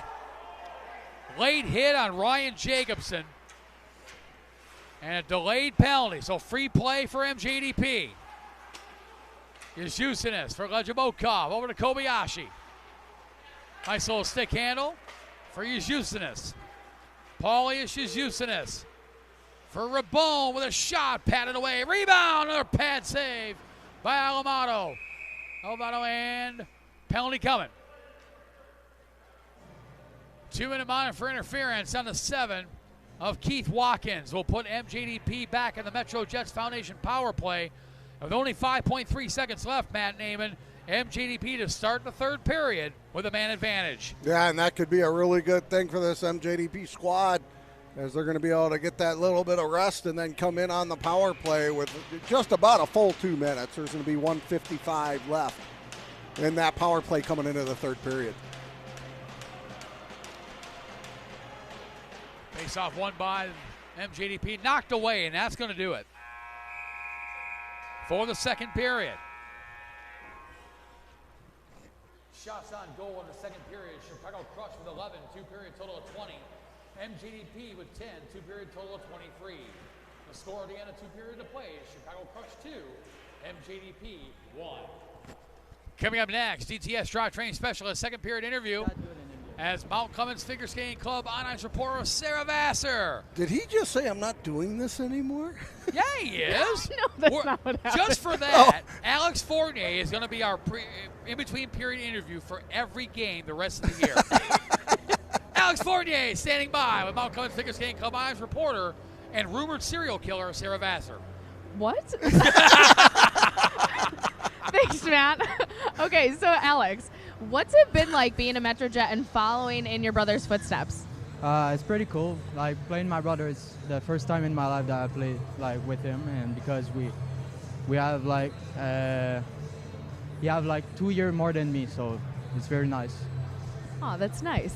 So going into the third period, what do you think that your team has to do? Shot more on the net. Yeah, that's it. Like put some puck at the net and just rush the net. All right. Well, Q just taught me some French. So, bon chance. Is that right? Bon chance? Or bon chance? Okay. Yes. All right. Back up to you guys on the flight deck. Sarah, thank you so much.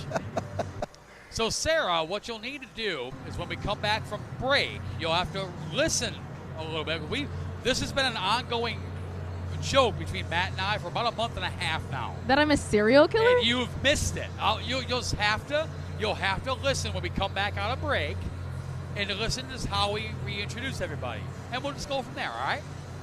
Okay. It's fun. I promise you. It's We have a good time. We have a Tyler, good is it time funny? with it. It is. It's hilarious.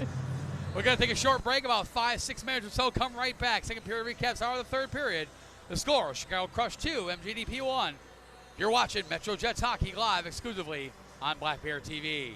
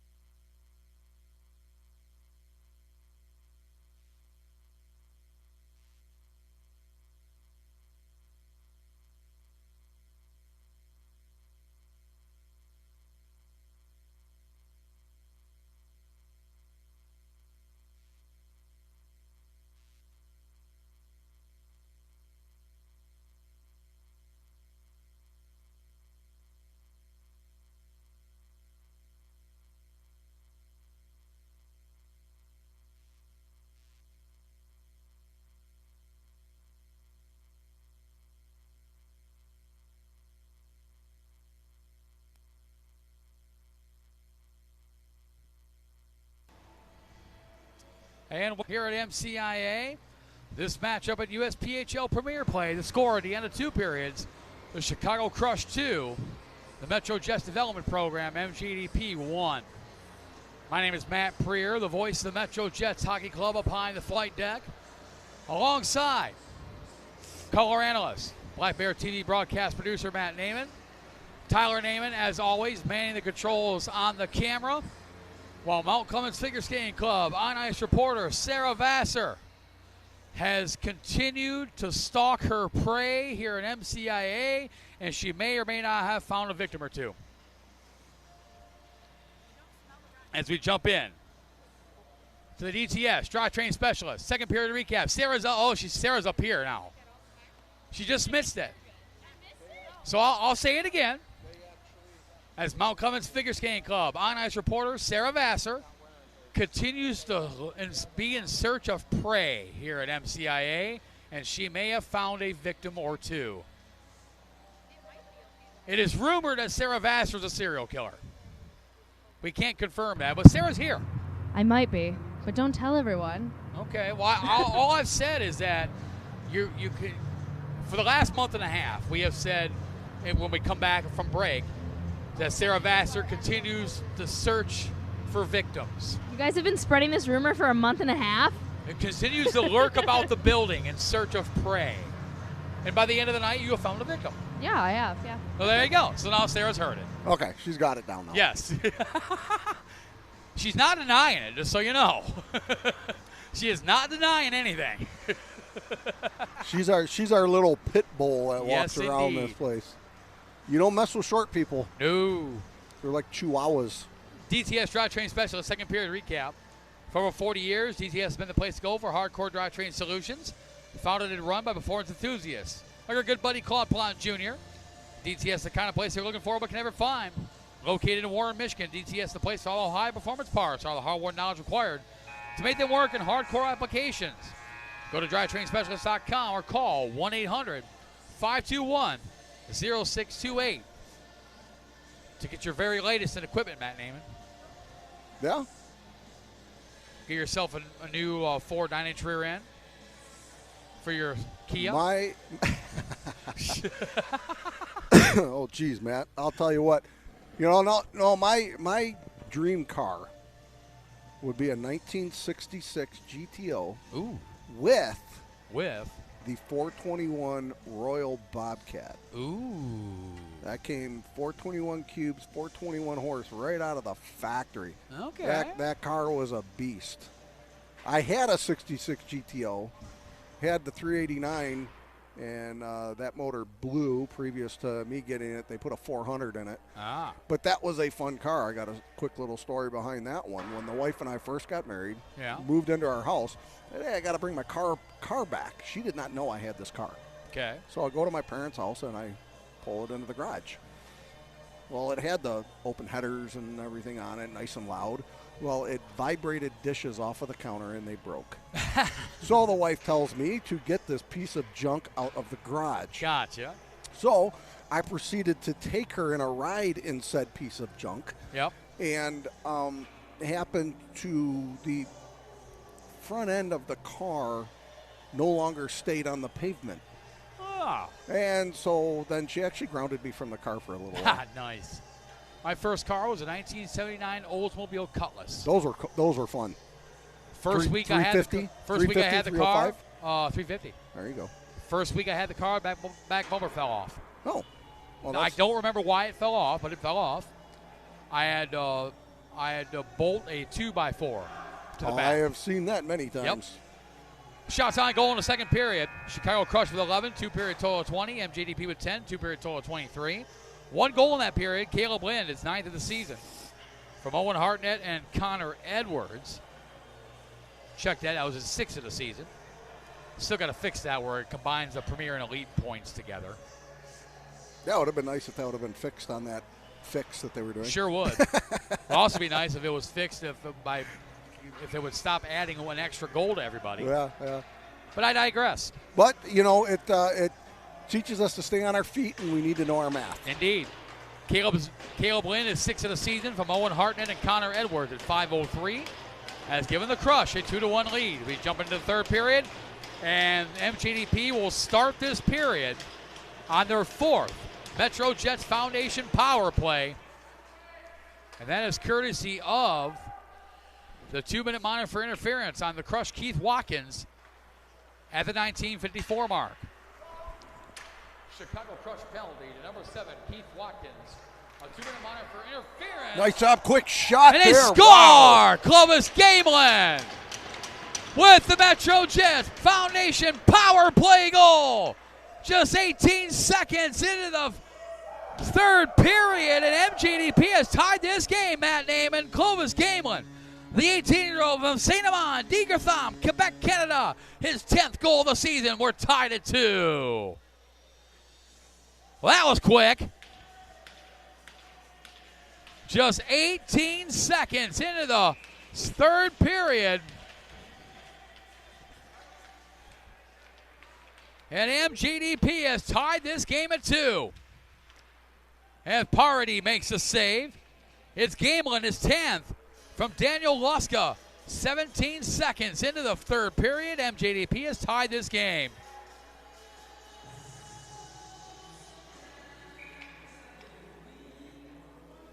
Big goal by Clovis Gamelin. We said it in the Troy Oral Surgery pregame show.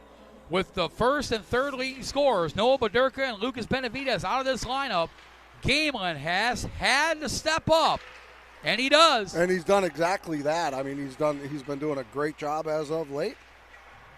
And the Jets really needed to take advantage of that power play, and they did exactly that. Yes, they did.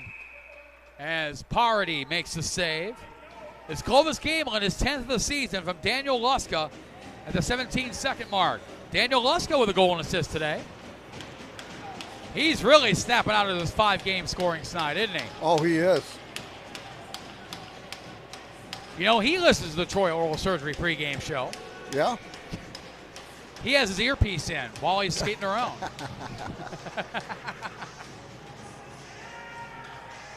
As Landon Graham kicked out of the face-off circle for Blake Brackett. Brackett won that draw. Fournier picked off by Daniel Luska. Metro Jets Development Program second goal on the Metro Jets Foundation power play. His 9th of the season, scored by number 10 of the season, scored by number 27. As Luska's able to put that back in. And Graham tries to dump it in further. Brackett's going after it in the corner, loses his edge. Chicago able to get it out. Chicago and Luska's able to grab it. Luska loses an edge up to Brackett. And Pratt's going to grab it. Clovis Gamelin is 10th of the season.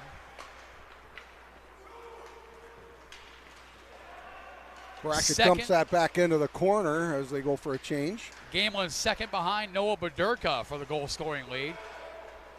All right. Oh, what do you got, man? We waited long enough. We're going to explain Noah Baderka's 5-game suspension. Okay, yeah. He's serving the second of 5 games.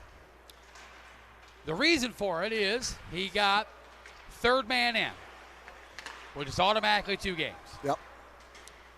He got a fighting major, which is an automatic game.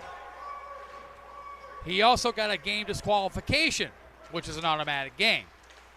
And since it was less than 10 minutes to go in the game, game limit a shot, goes up high and wide. Since it was less than 10 minutes to go in the game, that's another game. So Baderka, 5 games. On the contrary, Caleb Bauer and Ty Cornett of the Bearcats Hockey Club. Cornett is has served multiple suspensions this year. Honestly, Matt Naiman, we don't have a good explanation to why Baderka got the most games of those 3. Yeah. We don't have a good explanation. That's something that needs to be addressed. But we can tell you Baderka's side of it. Yeah. And that's about all. That's really all we can do. And that puts a period on that. Picked up by Yuzusinis. Send it in, delayed offside. Gamelin from Luska at the 17-second mark. 2-2 tie. The Crush, like their little brothers on the Chicago Crush Elite side, trying to do the same thing, is sweep the weekend. The Jets Elite were able to. Vincent Serrentano, shot, save made, and net knocked off the moorings after a collision between Parody and Josh Yeats, and they're discussing it. They know there's nothing intentional there. Yeah. They were even laughing about it a bit.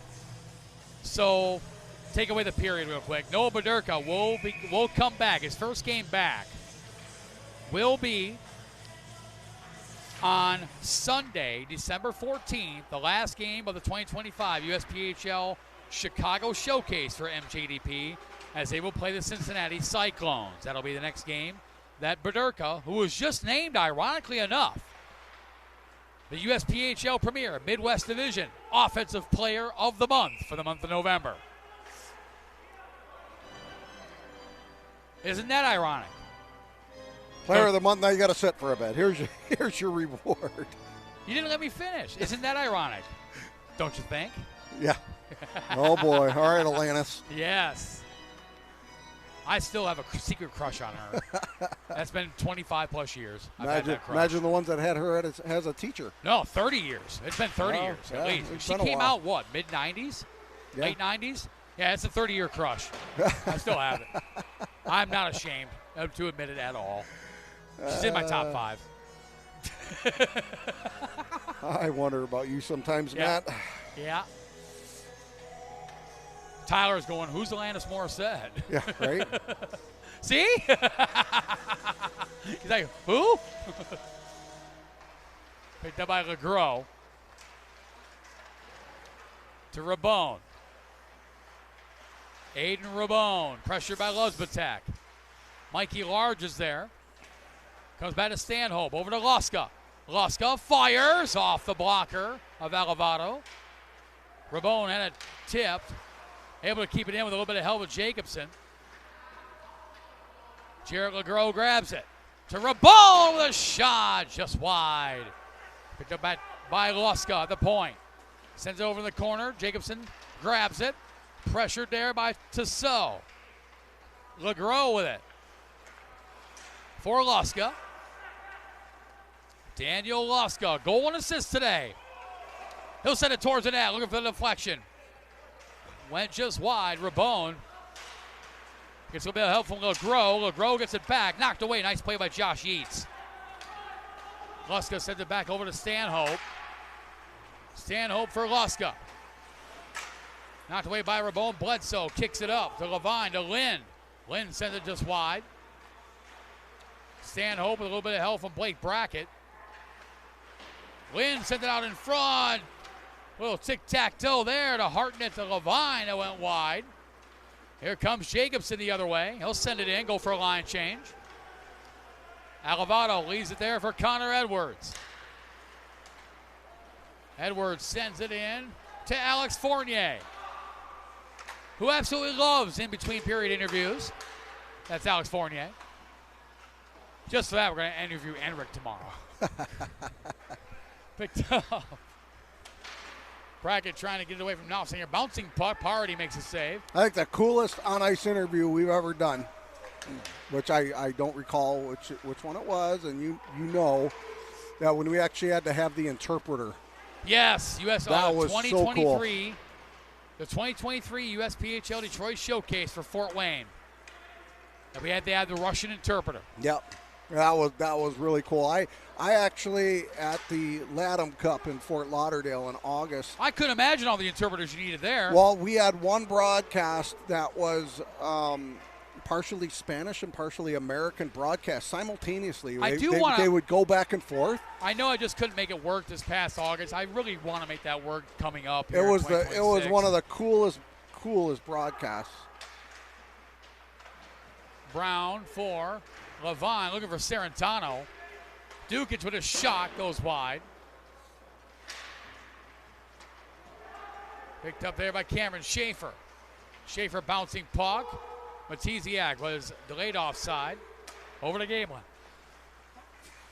Bless you, Matt. Thank you. Dukic round the boards. Cameron Schaefer will go back after it.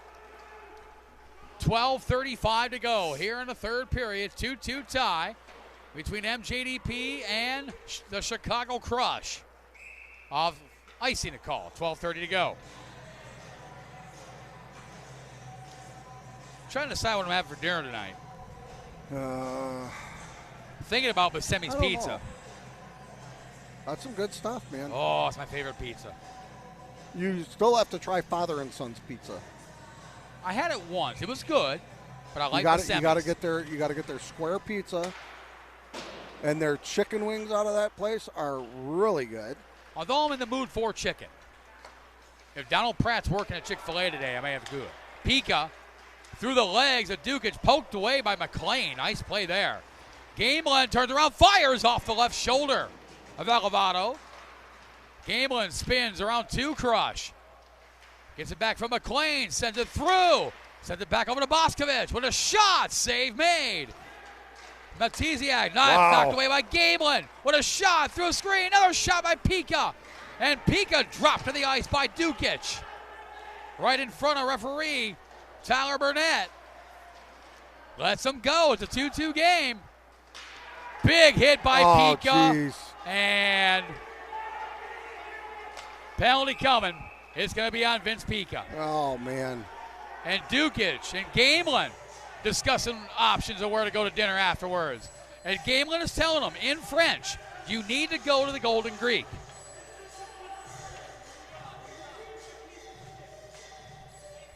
Pika heads to the box. 2-minute minor for cross-checking. Very, very, very undisciplined play right there. That is not what they needed against the Chicago team with just 11:35 left to go shorthanded on a tie game. And Chicago will go on the power play for the second time today. As good as he's been playing, too. Yes. He's been doing such a good job setting stuff up, giving them the opportunities, and now he's not out there on the ice. Chicago's 0 for 1. By contrast, MJDP is 1 for 1. They'll take it to the mat. Michigan athlete training penalty kill. And this is an important one as Parody makes a save. You know, you can almost, they're 1 for 1, but you can actually say 1 for, 2.5 because the one was a 5-minute. Right. So, and the Jets just weren't able to capitalize on that. Vince Pika, 2-minute minor for cross-checking at 8:24 of the third. So a very important penalty kill for MJDP. 2-2 tie, 11:21 to go here in the third. Kept in by Tissot. Picked up by Fournier. Knocked in the air. Curto knocks it out. Picked up by Jacobson. He'll just lob it in. Metro Jets Development Program penalty, number 41, Vince Pika. A 2-minute minor for cross-checking. Penalty called at 8:24 of the third period. Good job by the Jets so far, keeping them to the outside on this, not allowing them, but Chicago's putting up some pressure. Of the third period. That means MJDP goes back. And then take it to the mat. Michigan athlete. As Curto was able to put that all the way down to the other end. Long stretch pass over to Brown. Fournier able to knock it away. Picked up by Liam Smith, who sent it back. Luzbatak over to Hartnett, now to Brown. Knocked away by Fournier. Crush not able to get much going here in the first part of this power play. Picked up by Liam Smith. Pressure by Caleb Lynn. Battles with what ended up being 4 Crush, but killed off some valuable time.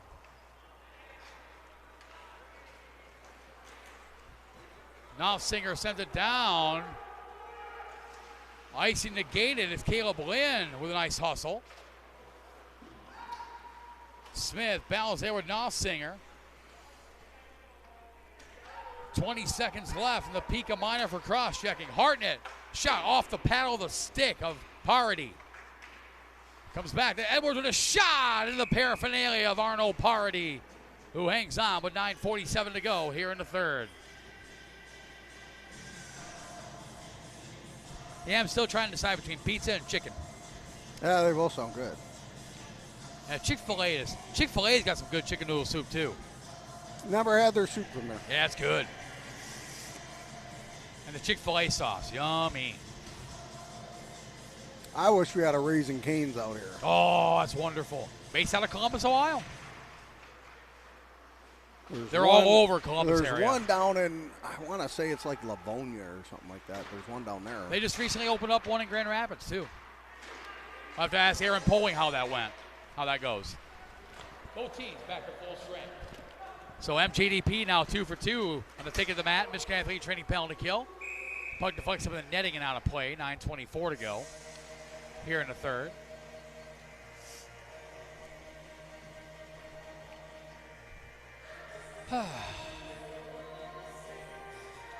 "24 hours and 5 minutes from now, the Troy Oral Surgery pregame show will start for the Metro Jets Toledo Cherokee game. Face off at 4:30 tomorrow. That is the next home game here at Mount Clemens Ice Arena. Luska to Fournier. Fournier backhand shot. Just saw Serentano flinch on the bench.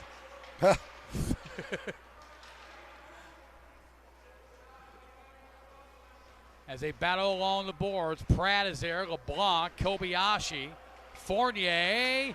Oh, knocked away. Oh, and Josh Yeats couldn't get a handle on it. Otherwise, he had a breakaway. Oh, they got lucky on that one. Luska being pressured by Yeats over to Bledsoe, knocked away by Fournier. And here comes Alex Fournier. Leaves it for Chris Kobayashi. With a shot, blocked there by Lesbatek. Kobayashi keeps it in. LeBlanc goes after it. Next knocks into the corner. Lesbatek behind his own net. 8:25 to go here in the third period. 2-2 tie between MJDP and the Chicago Crush. USPHL Premier Midwest Division rivals. As Luska brings it in. He's got a goal and assist today. Knocked away, kept in by LeGros. Yuzusines with a shot, doesn't get all the way through. Picked up by LeGros, gets a second chance. Yuzusines. Over to LeGros with a shot, patted away. Rebound, another opportunity. LeGros stuffed it through, went through the goal mouth. Yuzusines couldn't keep it in. Couple quality chances there by MJDP. Stanhope to Brackett, to LeGros. LeGros trying to sidestep Lesbatek. Brackett keeps it in. Fed it out in front, looking for Landon Graham. Brackett looking for Stanhope. Instead found Caleb Lynn. Lynn will bring it in. Knocked away by Stanhope. He'll send it up to Graham. Lets it go for Brackett. Brackett with a shot. Save Alavato, who hangs on with 7:21 to go here in the third period. Jets definitely putting on the pressure here this latter half of this third period right now. Great scoring opportunities so far, but have yet to be able to capitalize on anything.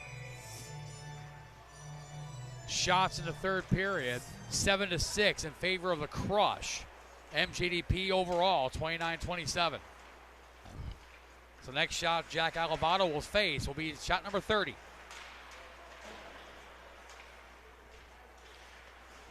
Caleb Lynn around the boards. Cameron Schaefer able to keep it in. Sent right back out and all the way down. Icing a call. Owen Hartnett was questioning that call, but to no avail. May have to wait till tomorrow on that announcement. I just checked a bit ago. There wasn't anything there. Still looking. We have an impending announcement, which is very important. And we can't do it But we until can't they tell put you it out. until it's officially on the USPHL social media. I think it's pretty cool. It is. Oh, Levine to Hartnett.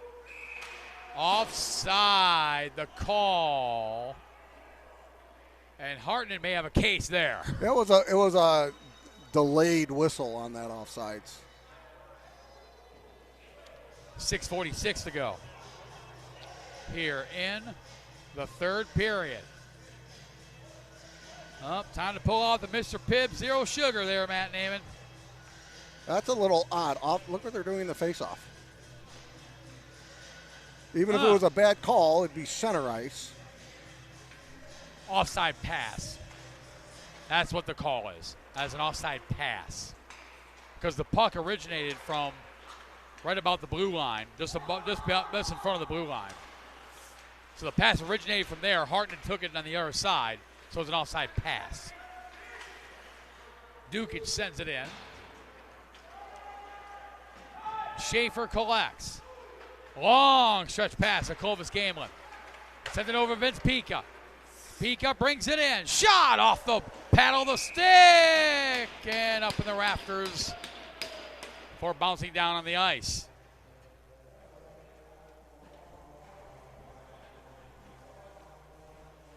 Let's get ready to say Vince Pica might try to get back in the good graces of the church with a go-ahead goal. Yeah, yeah. 6:10 to go. Curto to Luska. He's had a good game today. Back for Curto. Curto through a screen off the glove of Alvarado. Fournier sends it in. Thank goodness for that mute button. I'll tell you what. Oh, yeah. Saved me from sneezing on air Yeah. a little bit ago. Fournier lobs it in. Connor Edwards will go back after it. Pressure by Ryan Jacobson. Met there by Aiden Rabone. Gives it over to Mikey Large. Chase Kaufman will send it down. Bledsoe right there, but Fournier beats him to the punch and icing the call. 5:32 to go. Not by much. He just barely got that. They were coming in on him hard. Daniel Luska, Clovis Gamelin, both on the Metro Jets Foundation power play. The goal scorers for MJDP. Josh Yeats and Caleb Lynn have countered for the Chicago Crush. 2-2 tie.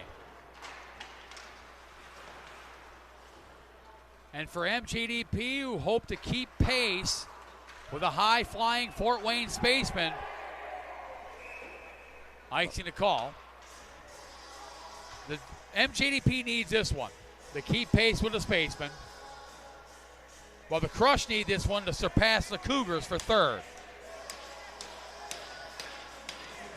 Yeah, MJDP's got some work to do on the spaceman with a 13-point differential there. For sure.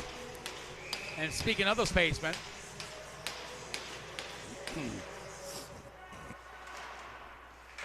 after a hefty early season schedule by the spaceman, they were not part of the USPHL Detroit Showcase, though they did play that weekend again on November 22nd. A 7-2 victory over the Battle Creek Colonels. That was their last game. Their next games aren't until the USPHL Chicago Showcase. Got a bit of a break and heal up any injuries that may have caused, and Yeah. you know that can be good or bad for a team. But when they get back to action, it is not an easy schedule for the Spacemen. They'll play the Minnesota Squatch, the Columbus Mavericks, Fresh Coast Freeze, and the Wisconsin Rapids River Kings. Looking forward to the 2025 USPHL Chicago Showcase, but first things first, 4:45 to go here in the third. Boscovich to Schaefer. Schaefer to Boscovich through a screen into the glove of Alvarado. And the Crush got a well-needed line change.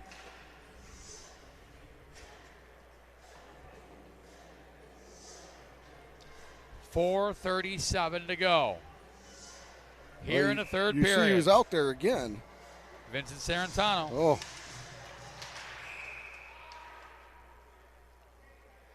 And he was right there on those, right in front, ready to block another shot once again. Gamelin kicked out of the circle for Ben McLean. Draw in there by Brown. Knocked into the neutral zone, picked up by Sarantano. Sarantano, backhand pass for Tassau. Shot there by Watkins as he was going down. Party poked that away. Boscovich now, over to Vince Pica. Second game with MJDP. Trying to feed it up, was knocked away by Tassau. Cameron Schaefer will send it in. Picked up by Tomeo Tassau, the 19-year-old from Albertville, France. Shot by Schaefer, save made. Rare rebound give up there by Alvarado.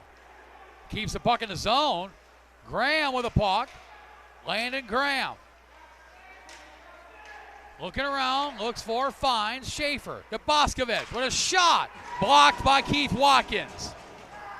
Gets a second chance over to Graham. Graham to Schaefer with a shot. Blocked by Sarantano.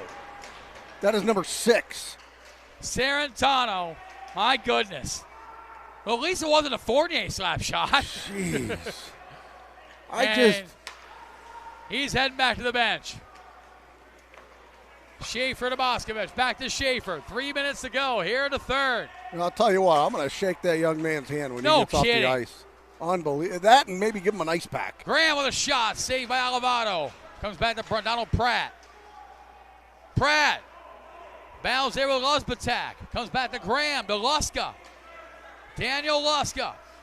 For Landon Graham. Quick pass. Soft pass to Luska. Nice little stick handle. Sends it back to Fournier with a shot. Patted away. Graham pokes his way in. Gets it in. Luzbatak. Sends it across. Not far enough for Icy, but allows the Crush to make a line change.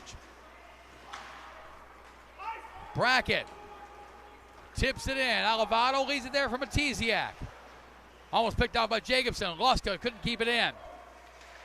Knocked off the puck by Levine. Fournier bails him out.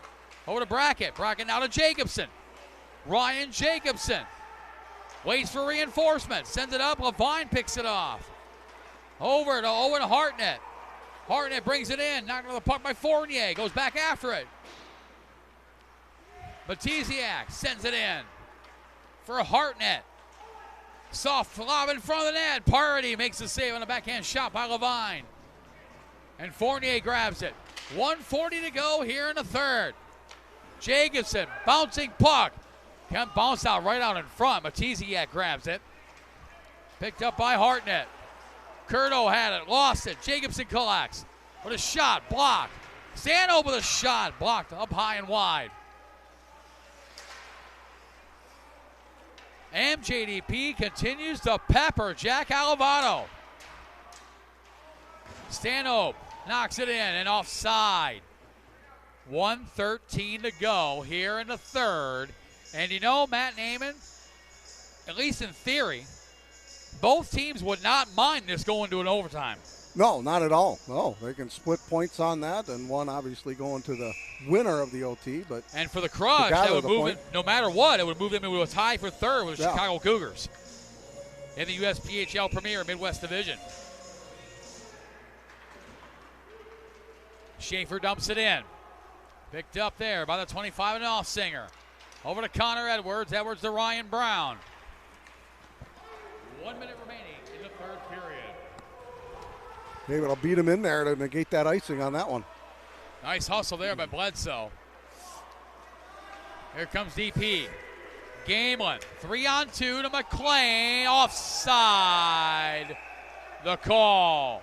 And that went off of the glove of Alivado. And a penalty's coming to McLean. 2-minute minor, unsportsmanlike conduct. Wow. There has been some odd calls. Yes, he was already back on the shot. Jake Howie is irate. He was already back on the shot and going forward when the whistle blew. Jake Howie is perturbed. And a timeout has been called by the Chicago Crush. Timeout, Chicago Crush. Wow. Wow. Well. Been some wild calls these last two games. Dude. Ben McLean, 2-minute minor for unsportsmanlike conduct. I see why the penalty was called, but in a 2-2 game, it didn't have to be called. No, yeah, exactly that. That's just, I guess you could say unfortunate turn of events. I mean, it's tough to say, you know. Ben McLean, 2-minute minor for unsportsmanlike conduct for the shot after the whistle. So they got to hold him off for 45 seconds. That's And even if they do, yeah, the it's Crush still, would start overtime on a power play. Yeah. Serentano to So. Over to Luzbatak with a shot. Saved by Party with 37.3 to go here in the third.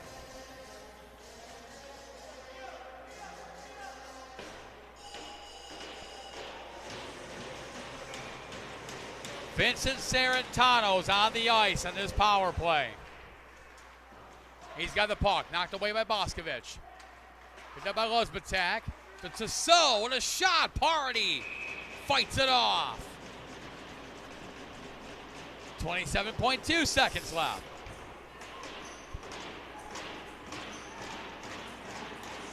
Very important next 27 seconds.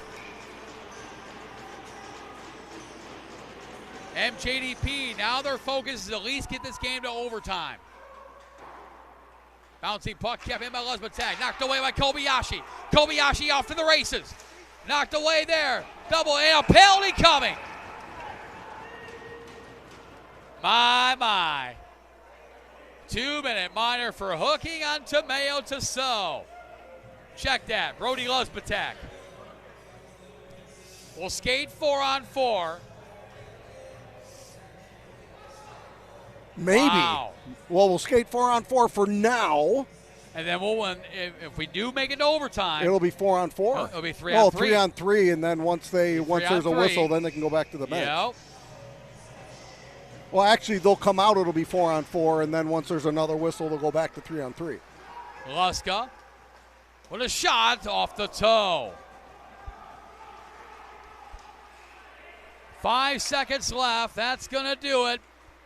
60 minutes is not enough. We're going to overtime. My. Shots on goal in the third period. Chicago Crush with 10, 3-period total of 30. Well, MJDP with 13, 3-period total of 36. We will now go to a 5-minute overtime. Now, the 3-on-3. advantage to this situation right Penalties now called. First is for that MJDP, it's going to be 57 3-on-3. McLean, a 2-minute monitor for The sportsmanlike Jets conduct. will get out At the of 19:14 the mark box of the third period, first. as MJDP's McLean, So then it'll be 4-on-3 for approximately 30 seconds. of the third period. Then, if it continues, it'll be 4-on-4. A 2-minute monitor for Then, hooking. once Penalty the called other at penalty is over, they'll go, 19:44 of the and third there's a period. whistle, they'll Crush then go Luzbatak. back to 2 minutes 3-on-3. for hooking at the 19-minute So 44 the second Jets mark very well of the third could period. have a brief 31-second power play. 3-on-3 overtime. It would be very interesting to see how this plays out. 4-on-4 for the next whistle, then revert back to 3-on-3. So There you go. You got all that. That could play out, yeah, as you were announcing it, I was explaining it. Right. So, yeah. So both teams got a point. That's the first. And Yeah, for the Crush, this- that's great news. They're yeah. now tied for third in the USPHL Premier Midwest Division with the Chicago Cougars. Though the Cougars do have 3 games in hand, though they play tonight against Chicago T-Rex. So by the time the Crush get home today, they could probably watch the rest of that game. Yeah. So 3-on-3 until the penalties expire. Then once the penalties expire, first whistle, it'll be 4-on-4 until the next whistle. Then it'll be revert back to 3-on-3. Hope you got it. Good, because it'll be a test. MJDP, the home team, wearing the blue uniforms, white and red trim. They're skating left to right on your television screen with a Chicago Crush. From Lockport, Illinois, the road team, wearing the white unis. Yellow, orange, red, gray, blue, black trim, right to left on your Black Bear TV dial for this overtime period. Clovis Gamelin picks it up, comes just wide on Parity.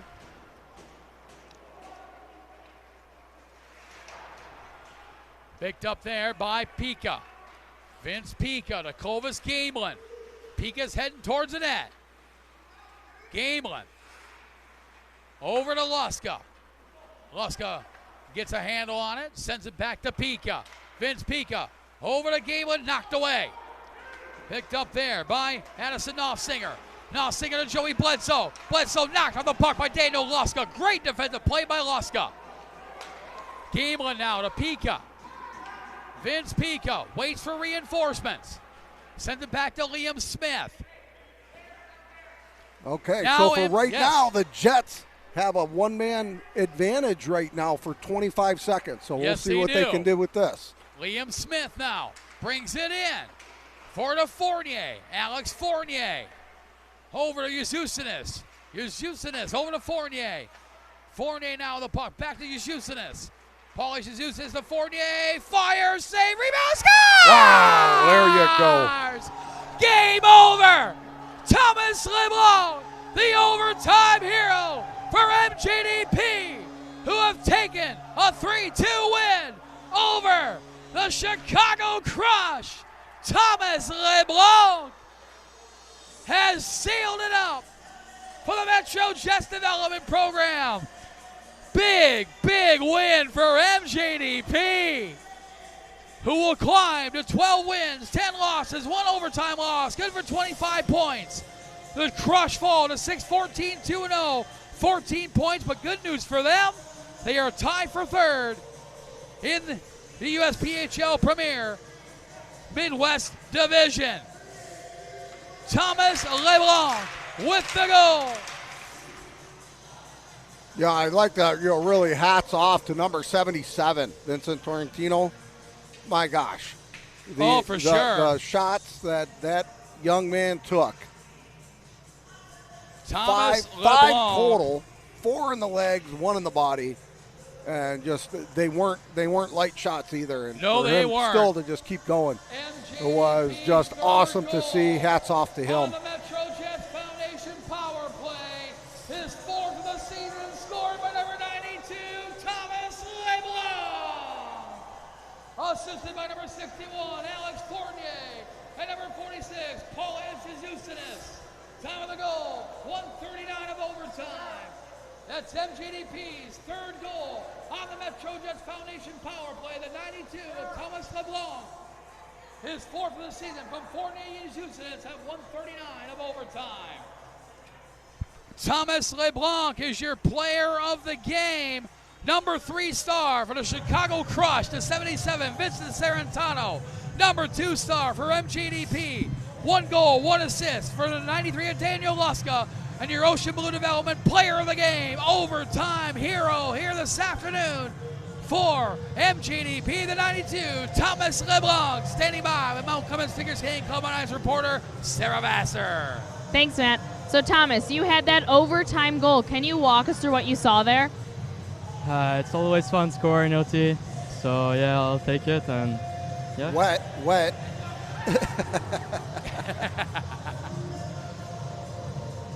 So what do you think that your team did well throughout this game today? Yeah, we play good. We play 60 minutes and we go with the win. Well, congratulations. Back up to you guys on the flight deck. Sarah, thank you so much. We'll see you tomorrow. Metro Jets, Toledo, Cherokee. Your 2 favorite guys up here in the broadcast booth, besides Matt Naiman, of course. Myself and Zeke Fravor will be on the call. How about Thomas LeBlanc? The big goal, biggest goal of his young career. The 17-year-old from St. Hyacinthe, Quebec, Canada, picks up the goal and nails it for MJDP. And that was just one parody, and the Jets themselves, as this game developed and went on, My goodness. They started just doing the little things better, and they still had some hiccups, even in overtime, some miscommunications and stuff. But at the end, they were able to pull it together. They crashed that net. The rare rebound. Yeah. That's what ended it right there. Biggest thing, Matt Naiman, all 3 MJDP goals on the Metro Jets Foundation power play. Yep. Big win for, as Jake Howie and I talked about, the Tim Hortons Cafe and Bake Shop, the youngest team of the 72-team USPHL Premier. And they battle. They do. Every game they battle. They play at 100%. And, it's just a team. That's why they call it the development team, because that's exactly what they do, is they develop these young men into better hockey players to move on to the future. And it's great to see, and we're in 100% support of that, and that's why we're here. Daniel Luska with a goal and an assist. How about Alex Fournier, 2 assists today? Thomas LeBlanc, the overtime game winner, and Arnaud Parody, the 16-year-old from Montreal, Quebec, Canada. 30 shots, 28 saves for the 16-year-old. MJDP will now focus on the 2025 USPHL Chicago Showcase. Our next home game here at Mount Clemens Ice Arena coming up tomorrow afternoon, Saturday, December 6th. Metro Jets, Toledo, Cherokee. Troy Oral Surgery pregame show at 4 o'clock, face-off at 4:30. For all of us, the Metro Jets Hockey Club, for Pete Kamick, Justin Kinville, Jamie Lovell, Jake Howie, Danny Vanderweel, the entire coaching staff, all the volunteers, all the management. For Tyler Naiman, our cameraman, for our lovely and formidable Mount Clemens Figure Skating Club on-ice reporter Sarah Vassar, for my partner in crime, Matt Naiman. My name is Matt Preer, the voice of the Metro Jets Hockey Club, saying good afternoon. Final score in overtime, Metro Jets Development Program, MJDP 3, Chicago Crush 2. You've been watching Metro Jets Hockey live exclusively on Black Bear TV. Good afternoon, everybody.